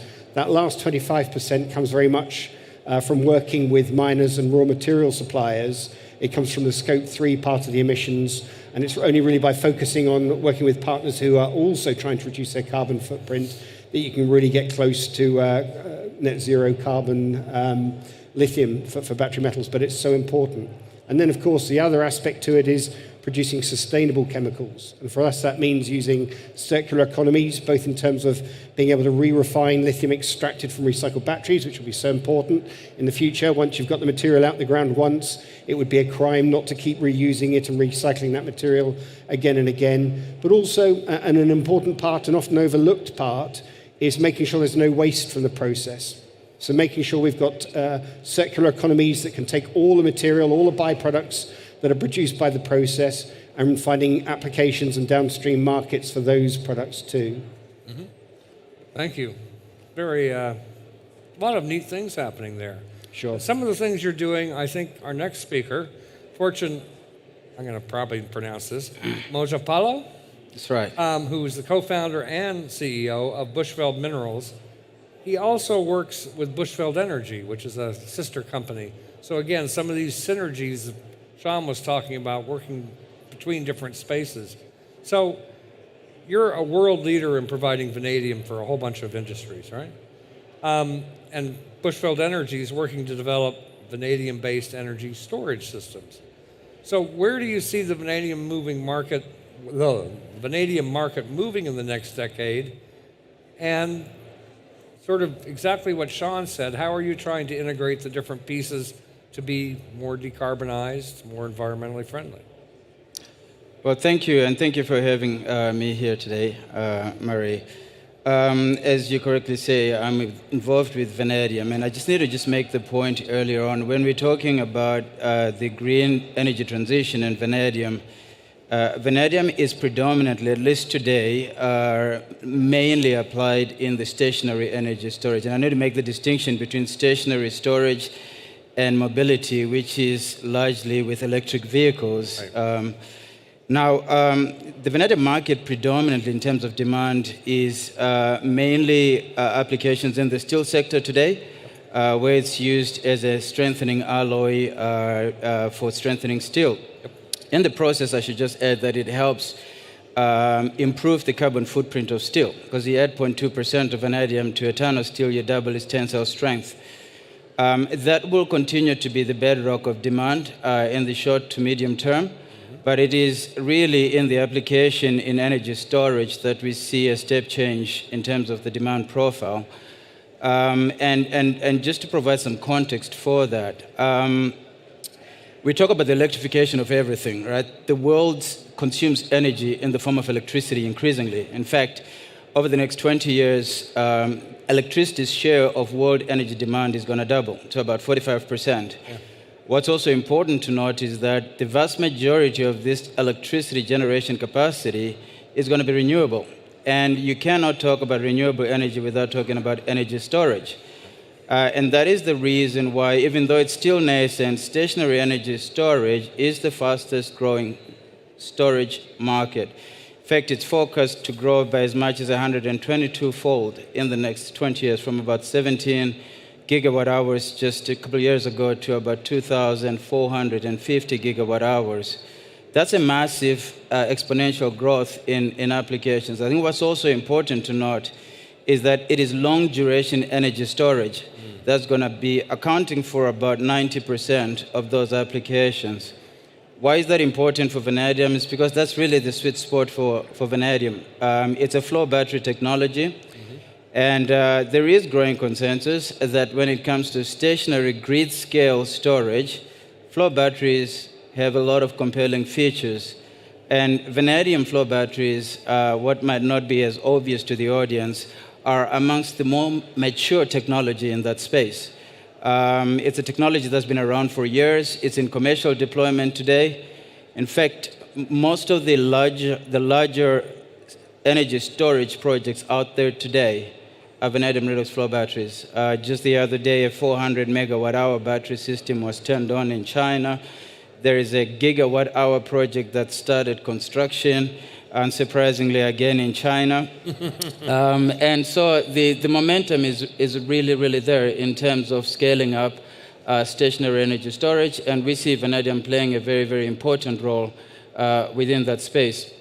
The big question, of course, with vanadium is going to be the security of supply. Some focus, if you look at, for example, the World Bank Group, they focus that you will need to increase vanadium production almost threefold over the next 20 years or so, just to meet the demand for stationary energy storage. And the question naturally then is going to be, is there enough vanadium in the market, in the world for that?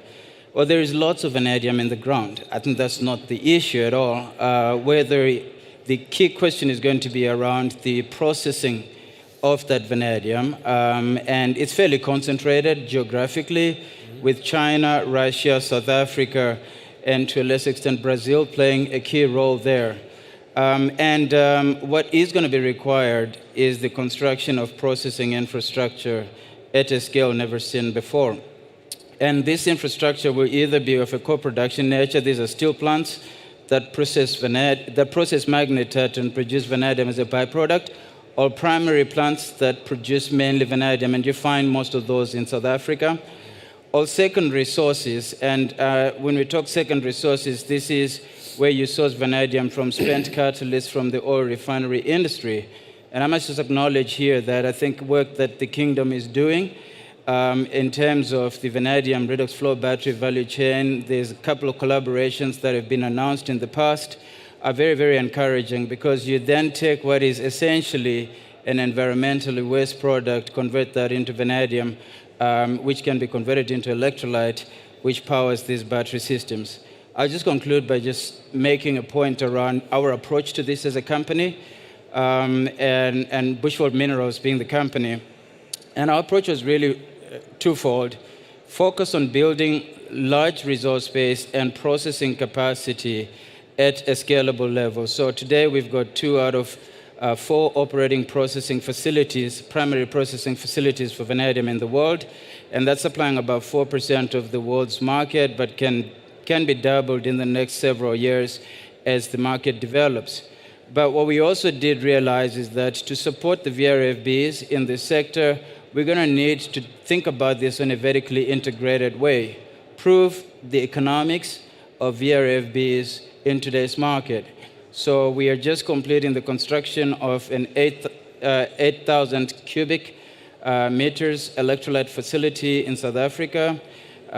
We have an investment in the VRFB manufacturing, and also we've been very active in developing projects that can demonstrate today that renewable energy with VRFB solutions offers a compelling and a commercially acceptable solution. And so what we do have today actually is a supply chain, value chain that has been demonstrated and is ready for scale up. And it's not just Bushveld that's doing this. I'm pleased to see that other vanadium players in the industry are also doing the same. The same thing. Thank you. No, that's one that I think most people coming to the session probably didn't know much about vanadium, so thanks for that. I'm going to move to Patrick Fredericks, who's a senior scientist at the Geological Survey of Finland, also a member of the Institute of Mineralogy and Economic Geology at Aachen University in Germany. And he's an expert on rare earth minerals. And the REEs are really the ones that triggered this whole debate on critical minerals almost 2 decades ago now, really. But as with lithium, we've actually found a lot of rare earths in the world in the last 2 decades. But a lot of those things aren't being mined. So very few of them have come into production. What do you see, Patrick, as the future of RE production sort of worldwide? And then being more specific, do you see a role for the Kingdom in terms of the rare earths? Thank you very much for the introduction, Ari. First, just paint the picture of the last 20 years. So, as you know, that China has the majority in the market and still have the majority in the market in case of producing the minerals or the raw materials. There was this incident 11 years ago with China decreasing its export quota to 1/3. So, and the prices jump up to 1,500, 1,800%, especially when you think about terbium, which was at that point $5,800 per kilogram, so meaning 5.8 million a ton. So then the market and the sector just really come to a stable point, just decreasing a bit. And the last 3 years, it comes to the point that China reduces its production, according to the USGS, to 60% of the global market share at the moment. So Australia is into play, and or some Southeast Asian countries like Thailand, Vietnam, India. And you see that there is a bit of turning point in the case of that. But when it comes to when we go further in the value chain, and we comes to, for example, to the permanent magnets, which are really relevant to the time now, they still have 95% in production. So meaning everything was related to wind turbines, so green energy, green transition. permanent magnets into EV motors. So they have still the majority. And the problem at the moment what China face is the ion absorption clay deposit, which are really enriched in heavy rare earth elements, are depleting to some point. And you see the last couple of years that they're buying dysprosium, both in oxide and concentrates. So when you see that this typical permanent magnet for wind turbine, so this 10 meter average part, needs at least 500 kilograms neodymium, 50 kilograms of dysprosium, 30 kilograms of praseodymium, and a couple of kilograms of terbium. So you see that this mineral sector in the market will be very important in the future, and it's still important. But it's interesting how the geopolitical situation in China will be the next couple of years. And if China goes further with his strategy to be more a producer of end products or products, let's say in the second or third stage of this value chain, then you see that there is a change in the strategy. Let's see, European Union is totally dependent on this market in case of the green transition. And let me say one thing. I mean, for the MENA region, especially for the Kingdom of Saudi Arabia, it could be very important to bring this Al Ghuyara deposit, I think Abdurrahman will speak about it later, to a startup and can be a partner for the European Union or for the European, let's say, European market as a reliable partner, and that the European region can be more independent from that market. And we see a bit this diversification, but still it depends on the geostrategy of China, what will be in the future. But you see now, even Linus, for example, is just entered the US market and is playing a role in that. And it's good that they're in that market and that we have the so-called small opponent of China. And yeah, that's the whole situation. And I think for the Kingdom of Saudi Arabia, it could be very essential to produce rare earth as a byproduct. So thank you. Okay. Thank you very much. We'll come back to rare earths, I think, as well. I'd like to introduce Abdul Rahman Hussein Al-Ghamadi, who's a research assistant professor of Mining and Hydrocarbon Research Institute at King Abdulaziz City for Science and Technology, KAICC, as it's more usually known here. So, Professor, you're an expert in mineral and hydrocarbon exploration with a focus on geophysical techniques. So, rather than speak about any one of these individual commodities, given that we need all of them, what do you see as the potential for any of these or all of these in the kingdom, and what sort of technologies are needed to actually unlock that potential? Okay, thanks, Marie. First of all, I would like to mention some point associated with the Arabian Shield. Geological information and the location of some mineral over the shield are relatively well known, but the buried mineral deposit relatively poor understood because of lacking geophysical and extensive geophysical and geological and geochemical studies.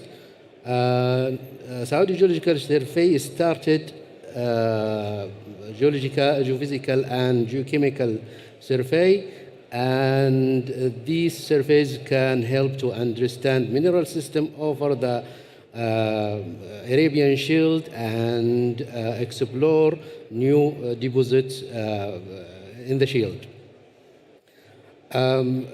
Saudi Arabia has a good amount of mineral such as REEs, lithium, cobalt, and with which this can meet the global demand. And the Arabian Shield has a good contain a good geological features, which is economically and contain economically significant mineral deposits. Okay. Thank you very much. Let me move to our last speaker, Tony Sage, who's CEO of European Lithium, correct? And Tony just said he's had a really great day already here today. Yep. So I want to ask him more specifically about lithium and the kingdom or the Middle East. So how can the Middle East, and more specifically the kingdom, become a key player in the global lithium supply chain area? Thanks, Mary. Difficult question. Look, I think humans started off burning wood. We moved to coal. We moved to oil, then gas. Now we've got solar. We've got wind. You bet your bottom dollar there's going to be technology coming up in the future. One of the ones that I read about that could blow everything out of the way is they've managed now, a London-based research firm, to get some nuclear waste and they encapsulate it into an industrial diamond. The battery will last 28,000 years. But can you imagine the average person wanting to have a nuclear-powered car, etc., etc.? So technology is increasing. There's a lot more on the horizon, obviously hydrogen. So what the kingdom, I think, can offer, other than the minerals that are in the ground here already, is to take the burden, if you like to call it a burden, for the world off China. Every new discovery of lithium, a Chinese entity, will turn up and basically take the supply. So you've got a problem when, as with rare earths, 80% roughly of the world's hydroxide and carbonate for our future comes out of China. I was reading a report that one Chinese city shifted half of their bus fleet and half of their taxi fleet to electric vehicles. The pollution within the city fell 18%. If you imagine if they replicate that right across China, just in two or three of their big cities actually, there won't be any other lithium for the rest of the world. So the way I see it, the kingdom and other jurisdictions can start taking the offtakes off the main suppliers, which at the moment is Chile and Australia, and start building reprocessing plants here. They have very abundant energy resources. One of the biggest inputs into producing carbonate or hydroxide is power. So that would be a very, very good advantage to place some of these hydroxide or carbonate plants in an area where there's an abundant energy supply and a relatively cheap energy supply at that. So that's one way I think that the kingdom can offer, and that obviously would create income other than through oil and gas for the kingdom, and it also will create a lot of employment here as well. But we've really got to understand as a society that we can't rely, not for any other reason than, for example, any supply chain issues like we've got with the conflict between the Ukraine and Russia. If we have all of your supply coming from one entity, it's not good for the world. Thank you very much. I'd like to thank all our panelists. I'd love to continue this because there's questions I'd like to ask each of them again, but we do not have time. So thank you very much, and thanks to the audience for being here. Thank you. Thank you. What a great panel. And as we get further and further into the green metal solution, please once again thank our panelists today as they leave the stage. And we'll welcome our next panel very, very shortly. We're going for an even deeper dive now into green metals and bulk commodities. So give us a few seconds for everyone to get mic'd up, and we'll hear from the next panel shortly. Thank you.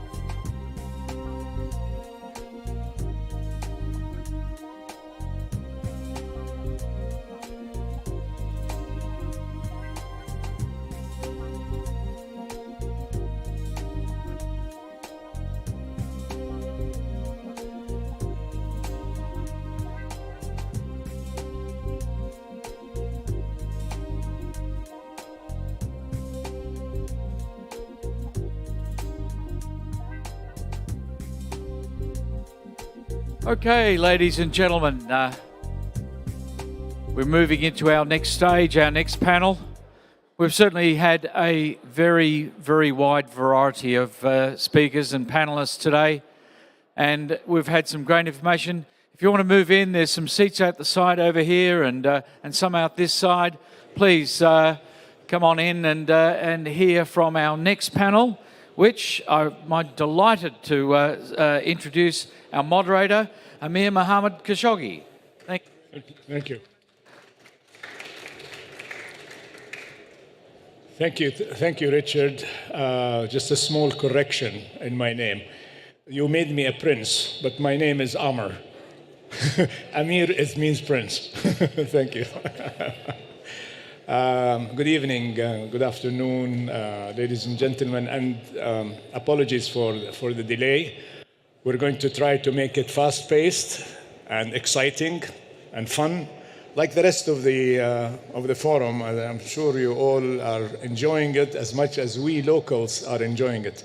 The mining industry in Saudi Arabia is a really promising industry, and it has fantastic opportunities for investors, both locally, regionally, and internationally. So we welcome your money, so big up. Today we're going to take a slight journey. First, we're going to talk about the global situation with regards to the demand for critical minerals and the supply or lack thereof. So I would like to start with Jonathan.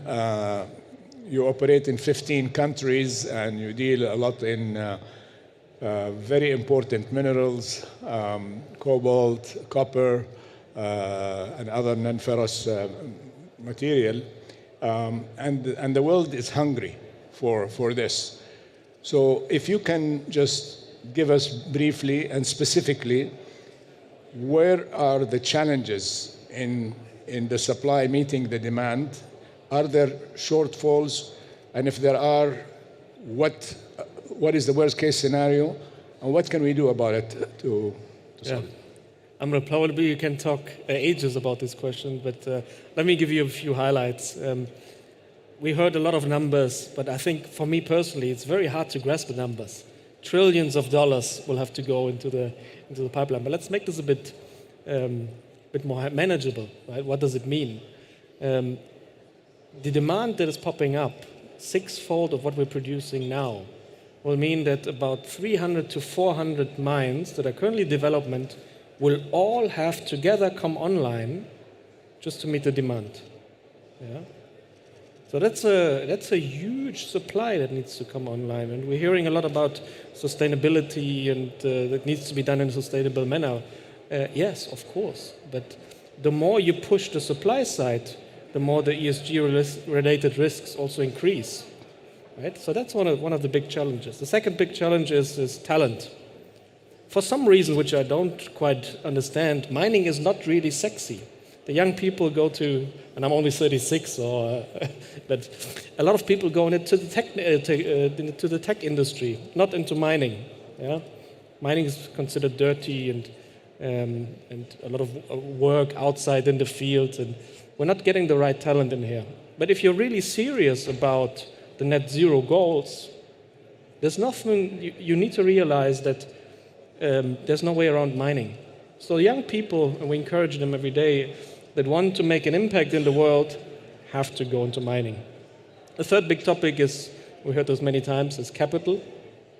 There's, in the financial community, a very strong look for ESG compliant projects.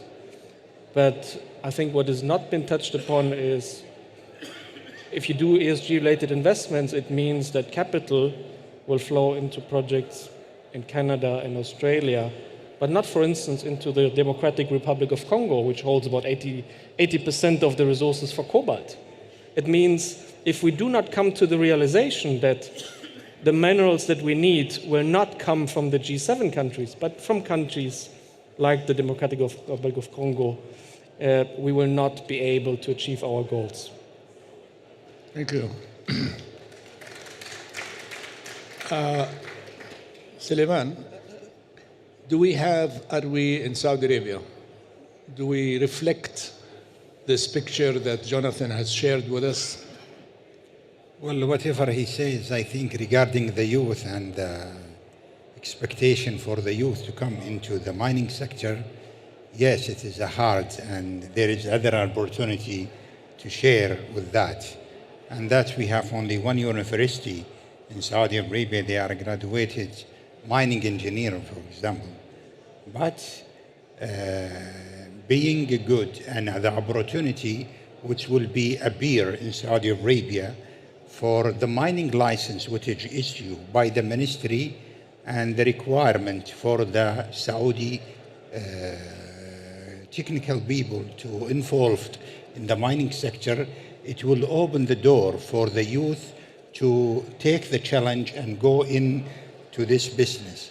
And the youth really are interesting to get stable income for their business. And in the mining, they are giving them the stability, they are giving them the grow up in their income and achieving themselves, and they are proving themselves.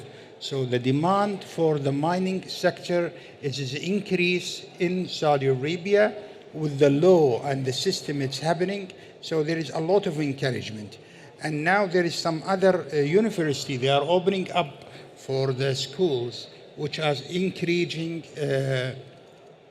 the sector for absorbing the Saudi youth to be involved. Regarding the commodity and the rare forest, I think this is positive for the Saudi, because we have a huge land, and this land, it is almost 650,000 square kilometers unexplored, which represent a huge opportunity for the mining company to come and enter to Saudi Arabia and to invest in Saudi Arabia. And also the beautiful things here in Saudi Arabia, the fund, it's not really a problem, because of any mine in Saudi Arabia, it's worth $100 million only as an owner. For this session or the mine, you have to spend $25,000. The rest, you can get it easy loan from the government. And you're guaranteed it is your mine. So it is very easy to do business. And I think this is an excellent opportunity here. In worldwide, I agree totally what has been said by Mr. Jonathan. Okay. So now to follow up on, on the human capacity. Yes. Today, Saudi Arabia has opened job opportunities for women. Yes. Do you see that two things? From one point of view, part of the question I'd like you to address, which is the role of women in working in the mining field, whatever the job is that might be suitable for them. And secondly, maybe then I ask Sven to take the second part, which is the role of international companies to help train local talent in Saudi Arabia where you have interest. So please. Saudi Arabia have almost half of its national, which is about 10 million, they are female. And this female, they are working in all kind of sector, in hospital, as a doctor, in other work, in any government institute or ministry, or the private sector nowadays. And now the mining, it's need work in the field, which is a little bit very, very, very dirty. And the man also cannot stand it. Even so many men, they cannot stand it. But today the technology is becoming, it's making the business to be easy, whether for man or for female. And now it is the women, it has been done in all kind of the sector, even in the mining sector. Today we are in the mining forum, and I see half of the people who are here serving the industry of mining, they are a female. And some of the president of the company, they are a female. So I don't see a reason why not female, get into the mining sector based on the development of mining sector, which will be happening by using the technology, using the 4G, that will happening. As a sample of that, my daughter Shog, he's here, she's a part of the mining sector. So we have one lady from the family of the mining. She's in the board, she's in the business. So I think lady, they will be in, but not in very technical, dirty work and risky work. They might away using the technology to do it and the robot, and that's whether in Saudi Arabia, whether in the advanced country like America and Canada and Europe, because human, they have value. So the safety for them, whether female or male, it is very important. And thank you. Thank you. So, yeah, absolutely. Safety is a major issue, Yes. and it's also a question of perception that you said. I mean, people, when they think of mines, they think of coal mining, and very dirty and getting, you come out with all the suets and so forth, etc. So, in addition to the question that I asked you, which is on the role of international companies playing a role in the training of local tenants, I'd like you to also take us into another challenge, that there are a lot of mines or mining companies that have old equipment, old processes. How does the technology, and you being from Siemens, you might be able to tell us, how do we go into digitizing the mining sector?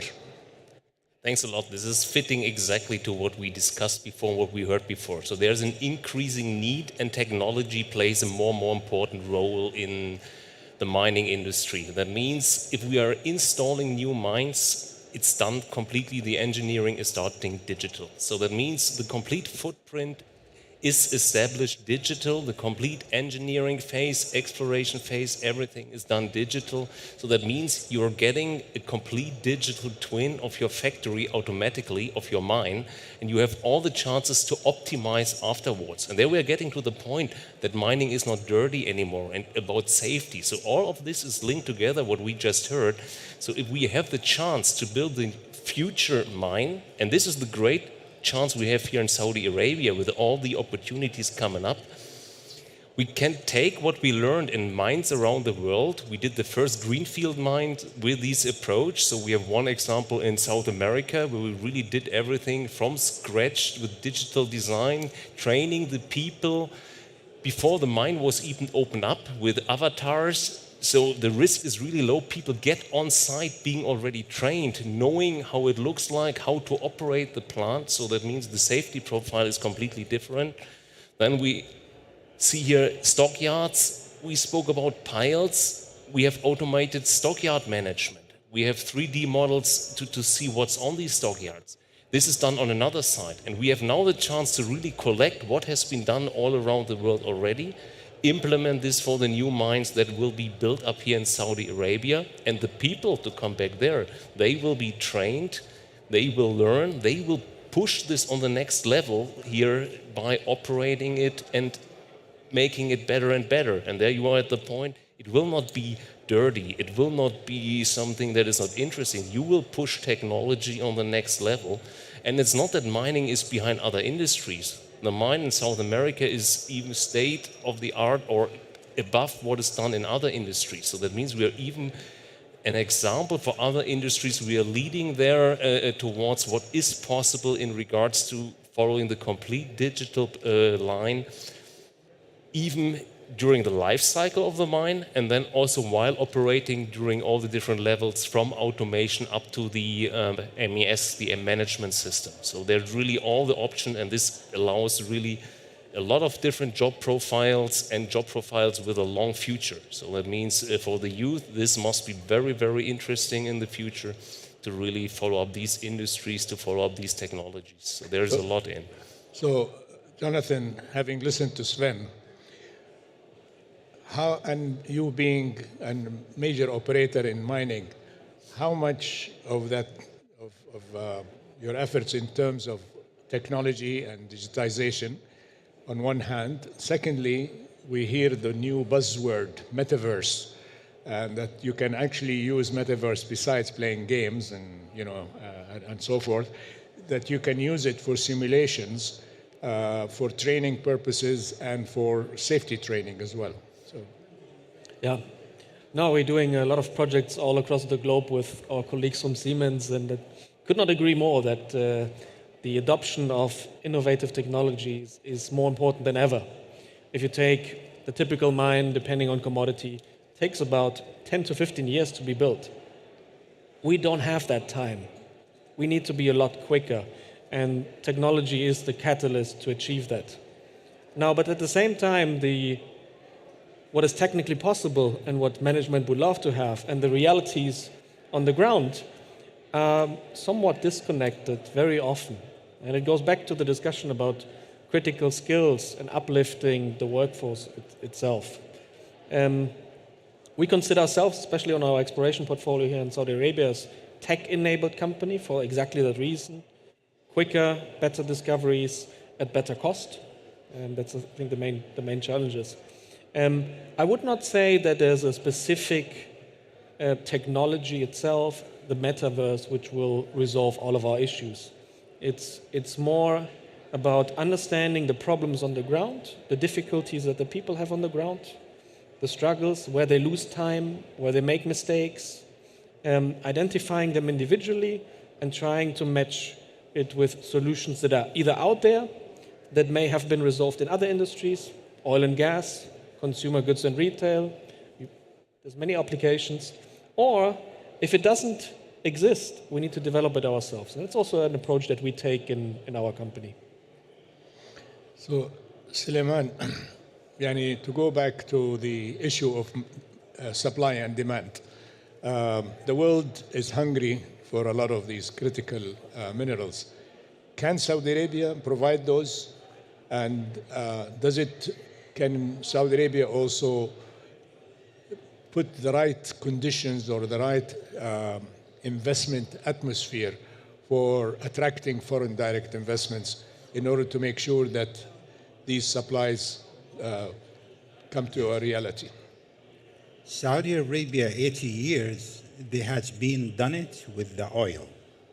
And after that, the oil has been explored and they are surfing worldwide and they are giving the stability of the oil. 40 years back or 50 years, King Fahd has been opening in the middle of the desert in Yanbu, a small city, and he says this is the world's largest petrochemical plant. And today it is Jubail and Yanbu, it is supplying the world of the petrochemical. Today, in the Holy Custodian, King Salman bin Abdulaziz and the Deputy Prince Mohammed bin Salman, they announced a plan for 2030. So within 10 years, 20 years, we will see Saudi Arabia fulfill the demands and the need of the minerals of the world to make stability of the world. Our land, I repeat, it is unexplored yet. But as they say, Saudi Arabia, they fling down on the oil and suddenly it's a fling up on the gas. So our land is fully wealthy and having a lot of mineral to offer to the worldwide. And it is a part of the continental of Africa, where the Africa, they are giving the material for the world. But the difference between Africa and Saudi Arabia, here, we have the vision for the government to apply. They are providing the license. They are providing the funds, 75% for the project. They are providing the structure, the infrastructure. Wherever you go, you have the infrastructure there. In my mind, it's just 300 meters, the infrastructure from my mind. I have just to build 300 meters. That's easy.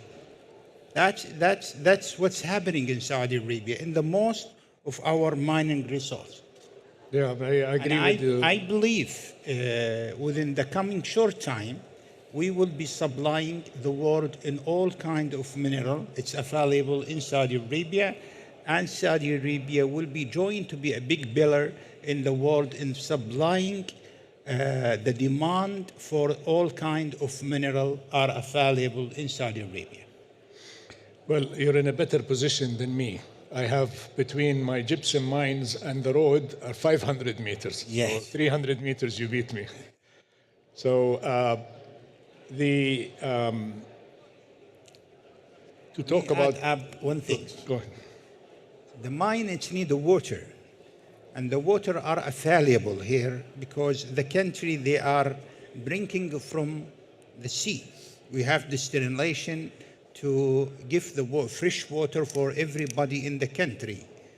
And the water, after it has been used, it is filterized and sent back to the mineral, to the mining zone.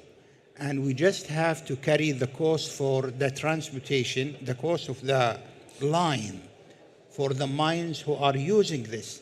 And the water is free of charge to be used for the mine, which are happening just with the new law invested in a new law approved by the ministry, and they're giving this provided for the mine. So we have the water, we have the infrastructure, we have everything. So why not becoming multi-billionaire? I don't see why. Excellent. Yes. Suleiman, you read my mind because my next question to Sven and to also Jonathan, and we have 4 minutes left, so we have to be a little quick with the answers, was on the effect on the environment and how does, from a technology point of view, what can the technological innovations do to make sure that we are friendly to the environment, like what Suleiman was saying, using wastewater or treated water in the mining instead of using a very precious source in Saudi Arabia, which is water. Water is actually more expensive than oil here, anyway. I think we heard about the water, and the second important topic is at the end energy. So that means it will be electrification of the mine, electrification of the process. We just heard about it's only 300 meters to the road. So at the end, the bigger mines, they will definitely need then maybe rail transport to the coast, that we are also electrifying there and using conveyor technology to electrify also these. And there we also then back to optimizing the processes, because there's a lot on efficiency, and the efficiency is not if the motor has 98.5 or 90.8.4%. It's about optimizing the chain, the logistic chain. So there we are back to digitalization at the end, to really making sure that all the different steps are fitting to each other, and that we are looking in the complete logistic chain from pit to port at the end, because it will, at the end, a material will be shipped somewhere. You will export material, and so you have to make sure that the complete logistic chain is optimized and is electrified at the end. Jonathan? Yeah, I will not repeat what has been said a million times during the conference. I have one more topic, and I think that is very important to me, is sustainability is not a new concept to our industry. We've been doing this forever. We just called it differently. We called it social license to operate. And our industry is not particularly good in communicating the good that we do. In most of the countries, we build the roads, we help building the electricity. We are, in most of the cases, the only employer for a very big area. All of what we give back is not something because we're doing good just for the sake of it. We understand that this is the DNA of our business, and people will not allow us to make money if we don't do it. So I think we can be quite proud of ourselves and our DNA. Now, the biggest room is always the room for improvement, so you can always do better. But I think we should take a bit of also appreciation for the achievements that we have already. Thank you. I couldn't be more honored to have such a fantastic panel. So please, let's give them a round of applause. And thank you all for your time and for listening to us. Thank you, Richard. I hope we finished on time as you've requested. Perfect timing.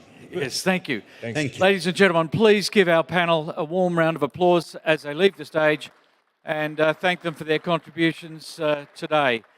We've got one more panel to come, and I think it's well worth waiting for. What we're talking about here is yet another example where Saudi is taking a leadership role in the development of metals, and we'll be talking about marine mining in the Red Sea. So please get yourselves ready for that. Our speakers are miking up and getting ready to get on stage. So just give us a moment and we'll be right into it. Thank you.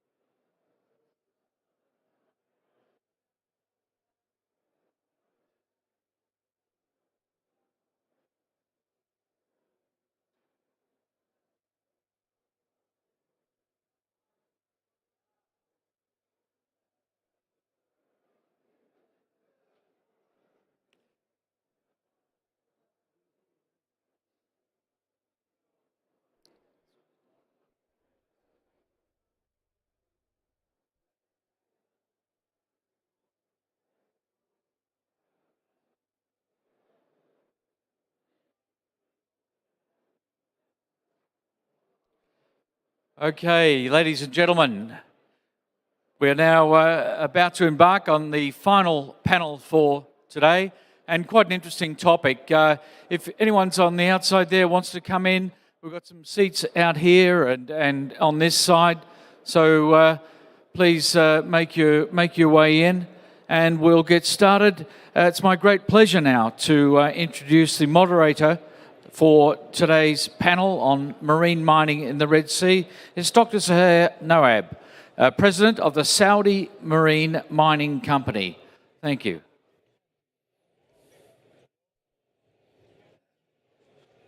Voice.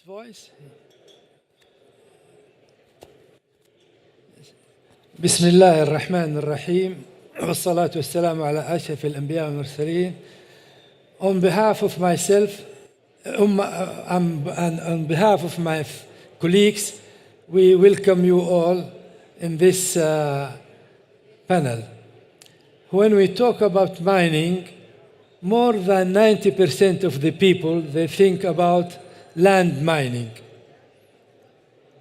Lands compose only 28% of the globe. And all what we extracted from the land until now, it is only from 28% of the globe. The other 72%, it is the ocean. And our topic will be strange or peculiar for many people. They don't think about ocean mining. So I will introduce my colleagues to talk about the Red Sea and the ocean and the mining from the Red Sea, and each one of them will introduce himself properly and talk about the subject. I will start with Dr. Abdullah Dabbar. Please. Thank you. I'm Abdullah Dabbar. I'm a director of marine mining.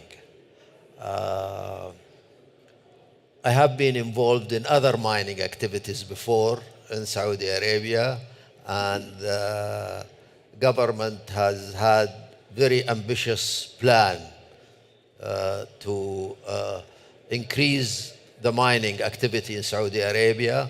Therefore, between 2016 and 2018, we got involved into building a strategy for mining in Saudi Arabia, which is being implemented today.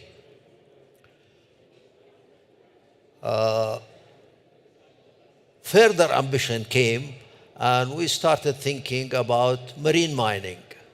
Marine mining may sound unusual to a lot of people, but I want to make it simple and give an idea of what we're trying to do.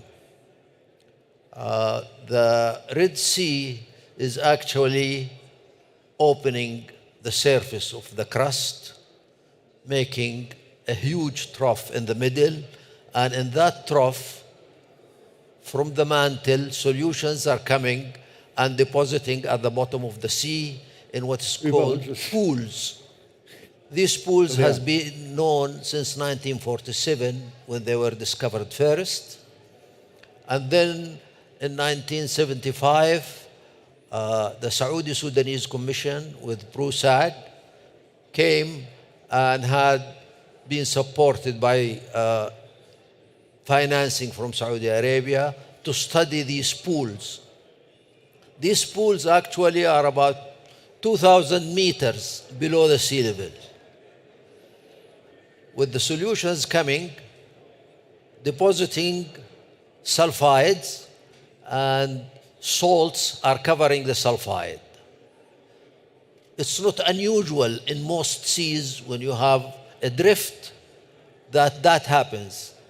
But what happens in particular in the Gulf, in the Red Sea, is that these pools are too deep and they have the salt holding all the solutions that come and form a sediment layer, sulfide sedimentation. Now, how can you get down to 2,000 meters? They did it in 1975, and he was in charge of the activity. They brought out the minerals, which is very fine mud containing copper, lead, zinc, silver, nickel, cobalt, and it was difficult and a challenge to process it, but they were able to find the best processing methodology, and they produced metals. Now, at that time, the value of these minerals was very different from what the situation is today.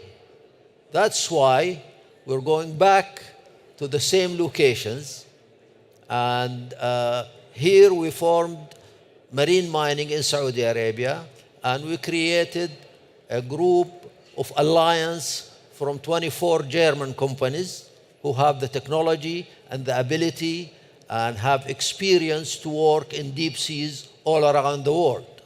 And we intend to explore and mine these deposits.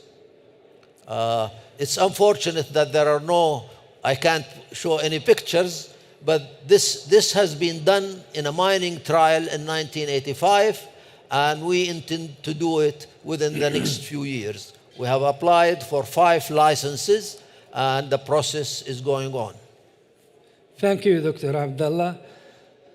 These sediments and deposits to be mined and to be brought to the surface, it needs special tools and technologies. And we will listen to engineer Leo to tell us about these tools and technology developed for deep sea mining. Please. Thank you, Dr. Yes, my name is Leo Weixler. I'm managing director of the company Seabed Mineral Services, which is a joint venture between the shipping company Harn, German shipping company, and a specialist foundation and exploration equipment manufacturer Bauer. And we have formed this joint venture to develop technologies and equipment, especially for the exploration and later on for the mining of seabed minerals. And as Dr. Abdallah mentioned before, we have this association in Germany, the Deep Sea Mining Alliance. I am very proud to be the president of this alliance. When we talk about technology, we need to talk about technical risk and also sustainability. We heard that this exploration was done already 40 years ago, where I was before the beginning of my career. So that means the basics have been set already at this time. Since that time, many things have changed. We would say sustainability comes first, electrification comes first, And therefore, we have developed in the last years in this joint venture several technologies and methods to explore such deposits like these muds or massive sulfides. And when we are doing this, we do not want to invent everything complete new. We are looking back what we have already done so far. And that means we can work with sophisticated technologies and offshore operation vessels from Harren, and also with exploration equipment which was developed by Bauer Maschinen and which was already is already used since 15 years. We have a track record for exploration rigs with several research institutes who are using this equipment up to a water depth of 2,500 meters. So for us, 2,000 meters is not a big challenge anymore. And also for these special mud deposits, we have developed a method, we call it the vertical approach, which can mine very precisely such three-dimensional mines. This technology is coming from the foundation industry, where we also have a long track record. So it means we wanted, when we develop such new technologies, we are creative, but we are creative in this way that we reduce the risk as much as possible, and we also can look on the things which have been done 40 years ago. But as time has changed, for sure, we need to make this technology at the latest state of the art to save energy, to electrify it, and as the other speakers have told, to make a digital twin, to operate it as smooth and as environment friendly as possible. Thank you, Engineer Leo, for that. And the development and mining in the Red Sea or any other place, it needs a lot of environmental studies. And in the Red Sea, beside the environmental studies, we should also do some oceanography to know the ocean and the currents and waves. So Dr. Johansson and Professor Andrea will tell us about the environmental effort has been done in such cases. Please.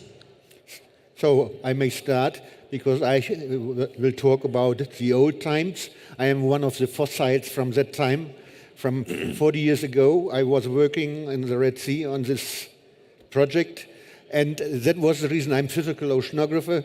I got this job because as a physical oceanographer, I was specialized on environment, and so at that time, you may be very amazed, at that time in 1976, we already started with huge environmental investigations, which at that time nobody was thinking about environment, but the Saudis asked us to take care about the Red Sea and about the environment within the Red Sea. You know, there are a lot of coral reefs. It's a very beautiful area, and mining at that time, of course, was always a little bit dirty. So we were looking about what could happen when we were, what was the goal at least later on, what could happen when we were mining and what is about the tailings. So we did a lot of exploration work. That means we did 3 huge surveys concentrating on the whole environment to learn more about that. And even we did computer simulation models. We did current measurements. We followed the tailings, which was pumped up from the Red Sea and then from the bottom and then down back into the deep ocean. And so we followed that with the traces, very modern method, and could see where the traces are then where the sediment is going down. So this and a lot of many different other things like geochemistry, biology, everything which is important for the environmental system of the Red Sea was investigated from us. And at that time, we could say the system, how we did use it and how we develop it was good enough for producing these resources. Andrea. Yes, please, can Professor Andrea comment on that? Yes. Please. Yes. Professor Thank you. Andrea, Good she's... afternoon. Okay, please. Yeah. Thank you. Yeah, good afternoon from Bremen, northern Germany. My name is Andrea Kuczynski, and I'm working as a professor of geosciences at the Constructor University Bremen, formerly known as Jacobs University Bremen, which is a private international English-speaking university. And my field of research is marine geochemistry, with a focus on trace metals, both as resources and also with respect to environmental aspects. And I've been working on marine minerals such as ferromanganese nodules, crusts, and hydrothermal vent fields for about 30 years. And my first investigations of the environmental impact of deep sea mining date back to the early Discol experiments, where manganese nodule mining was mimicked in the Peru Basin in the Pacific and was monitored for a couple of years. And then there was a longer pause, and these investigations were resumed in 2015 as part of the European JPI Oceans Mining Impact Project in the Peru Basin, where we now have a 30-year-long record, and in the Clarion-Clipperton Zone in the Central Pacific, where most nodule exploration licenses have been issued by the International Seabed Authority. And my role in this project is the potential release of toxic trace metals and supporting the development of threshold values and of environmental guidelines. We can say we have really learned a lot on short and medium-term environmental impacts of deep sea mining in this project, such as influence factors, recovery rates of the ecosystem. And part of this knowledge will be applicable to mining metalliferous mud in the Red Sea. For example, the new insights that we got from particle plumes that are created by the sediment suspension. However, we have to keep in mind the Red Sea is a very unique place with very special and partly also rather extreme conditions, which means that there will also be differences in physical, chemical, and biological reactions on a technical disturbance compared to other open ocean regions. Much information has already been gained by the earlier project, as Johannes Post just outlined. However, accelerating climate change, industrial activities, and fishing may have modified the situation in the past decades. And so, to start with this, a thorough survey of the present situation would be really required to create a baseline data set. And we need this baseline data set to identify deviations that may be caused by mining activities. Critical threshold values and environmental guidelines need to be defined based on expected negative consequences of mining when certain limits are crossed. And here, biological species, trace metals, and nutrients in the water column will play a very important role. But it will be practically impossible to examine each species and each metal during future monitoring. And so we need to identify key species and parameters that are representative of the health of the ecosystem and that we can use for the monitoring approach later on. But in addition to looking at the environmental impact in the sea, on the seafloor and in the water column, a holistic consideration of such future mining operations would be desirable, especially in the light of the global biodiversity crisis, the climate crisis, and the need for sustainable development. And here the right technology, as Leo Weixler already pointed it out, will play a very important role. But also greenhouse gas emissions generally, the carbon footprint is an important story. Calculations of greenhouse gas emissions in manganese nodule mining operations due to the technical equipment and the mining ships have shown that these emissions can easily get into a similar order of magnitude like in land-based mining. However, I believe that for the Red Sea, because of the relative proximity of the mining areas to the ports, this will be likely a lesser factor.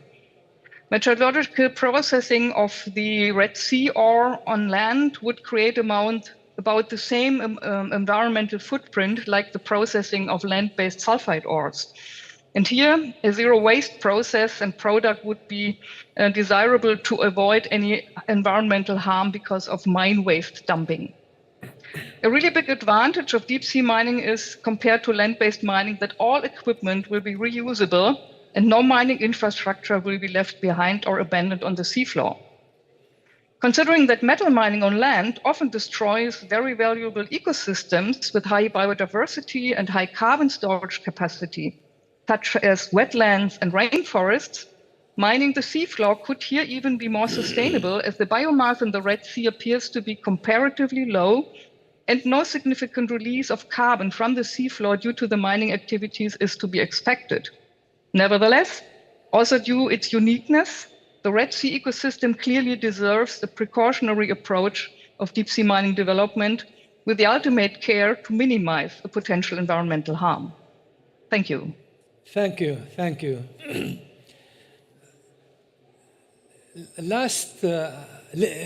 Lately, King Abdulaziz City for Science and Technology established a Marine Center. And we have with us Dr. Hisham Shugair, and he will tell us about the ambitious and the project of this new center. Please. Thank you. Thank you so much, Dr. Zaher. I'm honored to be part of such a distinguished panel. So first, I'd like to introduce myself. My name is Dr. Hisham Shugair, and like Dr. Zaher just mentioned, I'm here representing the King Abdulaziz City for Science and Technology. We like to consider ourselves one of Saudi Arabia's premier national labs. We have multiple research institutes underneath our establishment. Recently, we launched what we're calling the Deep Sea Exploration R&D Institute. Underneath this institute, we found much alignment with much of the activities that are being done in marine mining. So we look forward to national programs and projects that inspire our research team to develop new technologies for marine mining, looking in for ways to consider the environmental conservation, sustainability. To give you some examples of some of the technologies we currently have, we currently possess a research vessel. It's being used for environmental conservation activities. We also possess underwater drones that we're looking for ways to explore different use cases for marine mining. Some of the technologies we've seen from the panel members are advanced technologies, recent advancements we've seen over the past few years. So we look for ways to cooperate within the kingdom in terms of transfer of know-how, transfer of these technologies, as well as localization of our existing capabilities and national priorities. As part of a recent announcement over the past summer, the national RDI priorities within the kingdom, underneath which we had unlocking unexplored deep sea for scientific and entrepreneurial usage.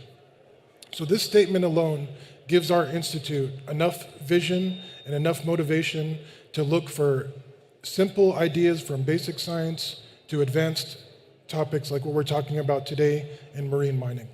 Thank you very much. Thank you, Dr. Hisham. And now, excuse me to tell you a little bit about Atlantis 2 Deep. Many people, they don't know what is Atlantis 2 Deep and where it is. Atlantis 2 Deep, it is in the axial trough of the Red Sea between Saudi Arabia and Sudan. Neither one of them can exploit Atlantis 2 alone because it is now belong to two countries and being approved by the United Nations. So Saudi Arabia and Sudan in 1974 signed an agreement to establish the Saudi-Sudanese Red Sea Joint Commission for exploitation of the sediments from the bottom of the Red Sea. In 1975, started the programs with marine oceanography and with environmental studies. In 1976 and 77 and 78, we start doing the pre-pilot mining test, where we were successful on pumping the slurry and the mud from a depth of 2,200 meters up to the surface of the vessel, and we did the flotation using seawater, and then we made a concentrate, and from that concentrate we were able to bring real metals, copper, zinc, lead, gold, and silver. And it's been submitted to the two governments officially. The project was frozen at that time because of the funding. Now, it is open again, and our coalition group, inshallah, also with KAICC, we will apply for the Atlantis 2 Deep, and we have a very ambitious program. It is located almost about 200 kilometers west of Jeddah and about 190 kilometers east of Port Sudan. And this will be a very good example of the cooperation between two countries facing this project. Is anyone of my colleagues has anything to add? Yes. Please. I think a lot of people, when you talk about deep sea mining, they can't perceive the idea very well. But here is a case in which in 1980, the sediments were pulled to the surface of the ship. It was separated, metal was formed and given to the States. With today's technology, we should be a lot further. One other issue that took place at that time is there was an estimate of the amount of different metals that are available, and not all the metals, only the 4 that we have mentioned. The value of that was estimated at the time. At that time, I was in King Fahd University of Petroleum and Minerals, and we did the estimate, the economic study for the commission. But after our evaluation, it was redone again in 2008 and 2014. The last estimate in 2014 says that the value of the metals in one of these pools is between $10 to $13 billion. That's a huge amount. And the important thing about it is that it's very easy to bring to the surface and easy to separate. So the cost should be reasonable enough with the prices of metals today. Of course, we don't know that it's going to happen. So this is an exploration activity. We have taken 5 licenses and 1 license remaining. Once we start the operation, I would think within 2 years' time, we should be able to have a much better estimate of what's available in not maybe the 6 locations, but 3 locations at least. Because it will require a lot of funding and a lot of hard work, but we have put all the elements, we think, that can bring this project and make Saudi Arabia the first country in the world to produce sulfuric deposit from the Red Sea. Thank you. Or any sea for that matter. I think with this, we conclude our panel. Thank you very much, and thanks all the audience for coming and listening. We hope we give you something different. Minerals from under the oceans. Thank you. Thank you, panel. That was an excellent way to finish what's been a very dynamic day. And so please give our speakers, our panel, one more round of applause as we ask them to leave the stage and wrap up today's proceedings. So thank you so much. That was a very, very innovative presentation.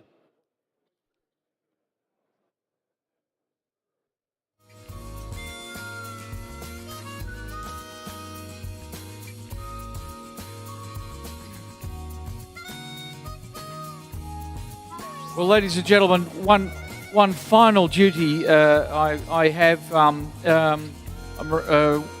We're talking about calls for action from today's presentations, and you know, I think one thing that's come through is how advanced the Saudi efforts in these future minerals is coming through. So I'd like to congratulate all our speakers today and thank them for their presentations. Thank you.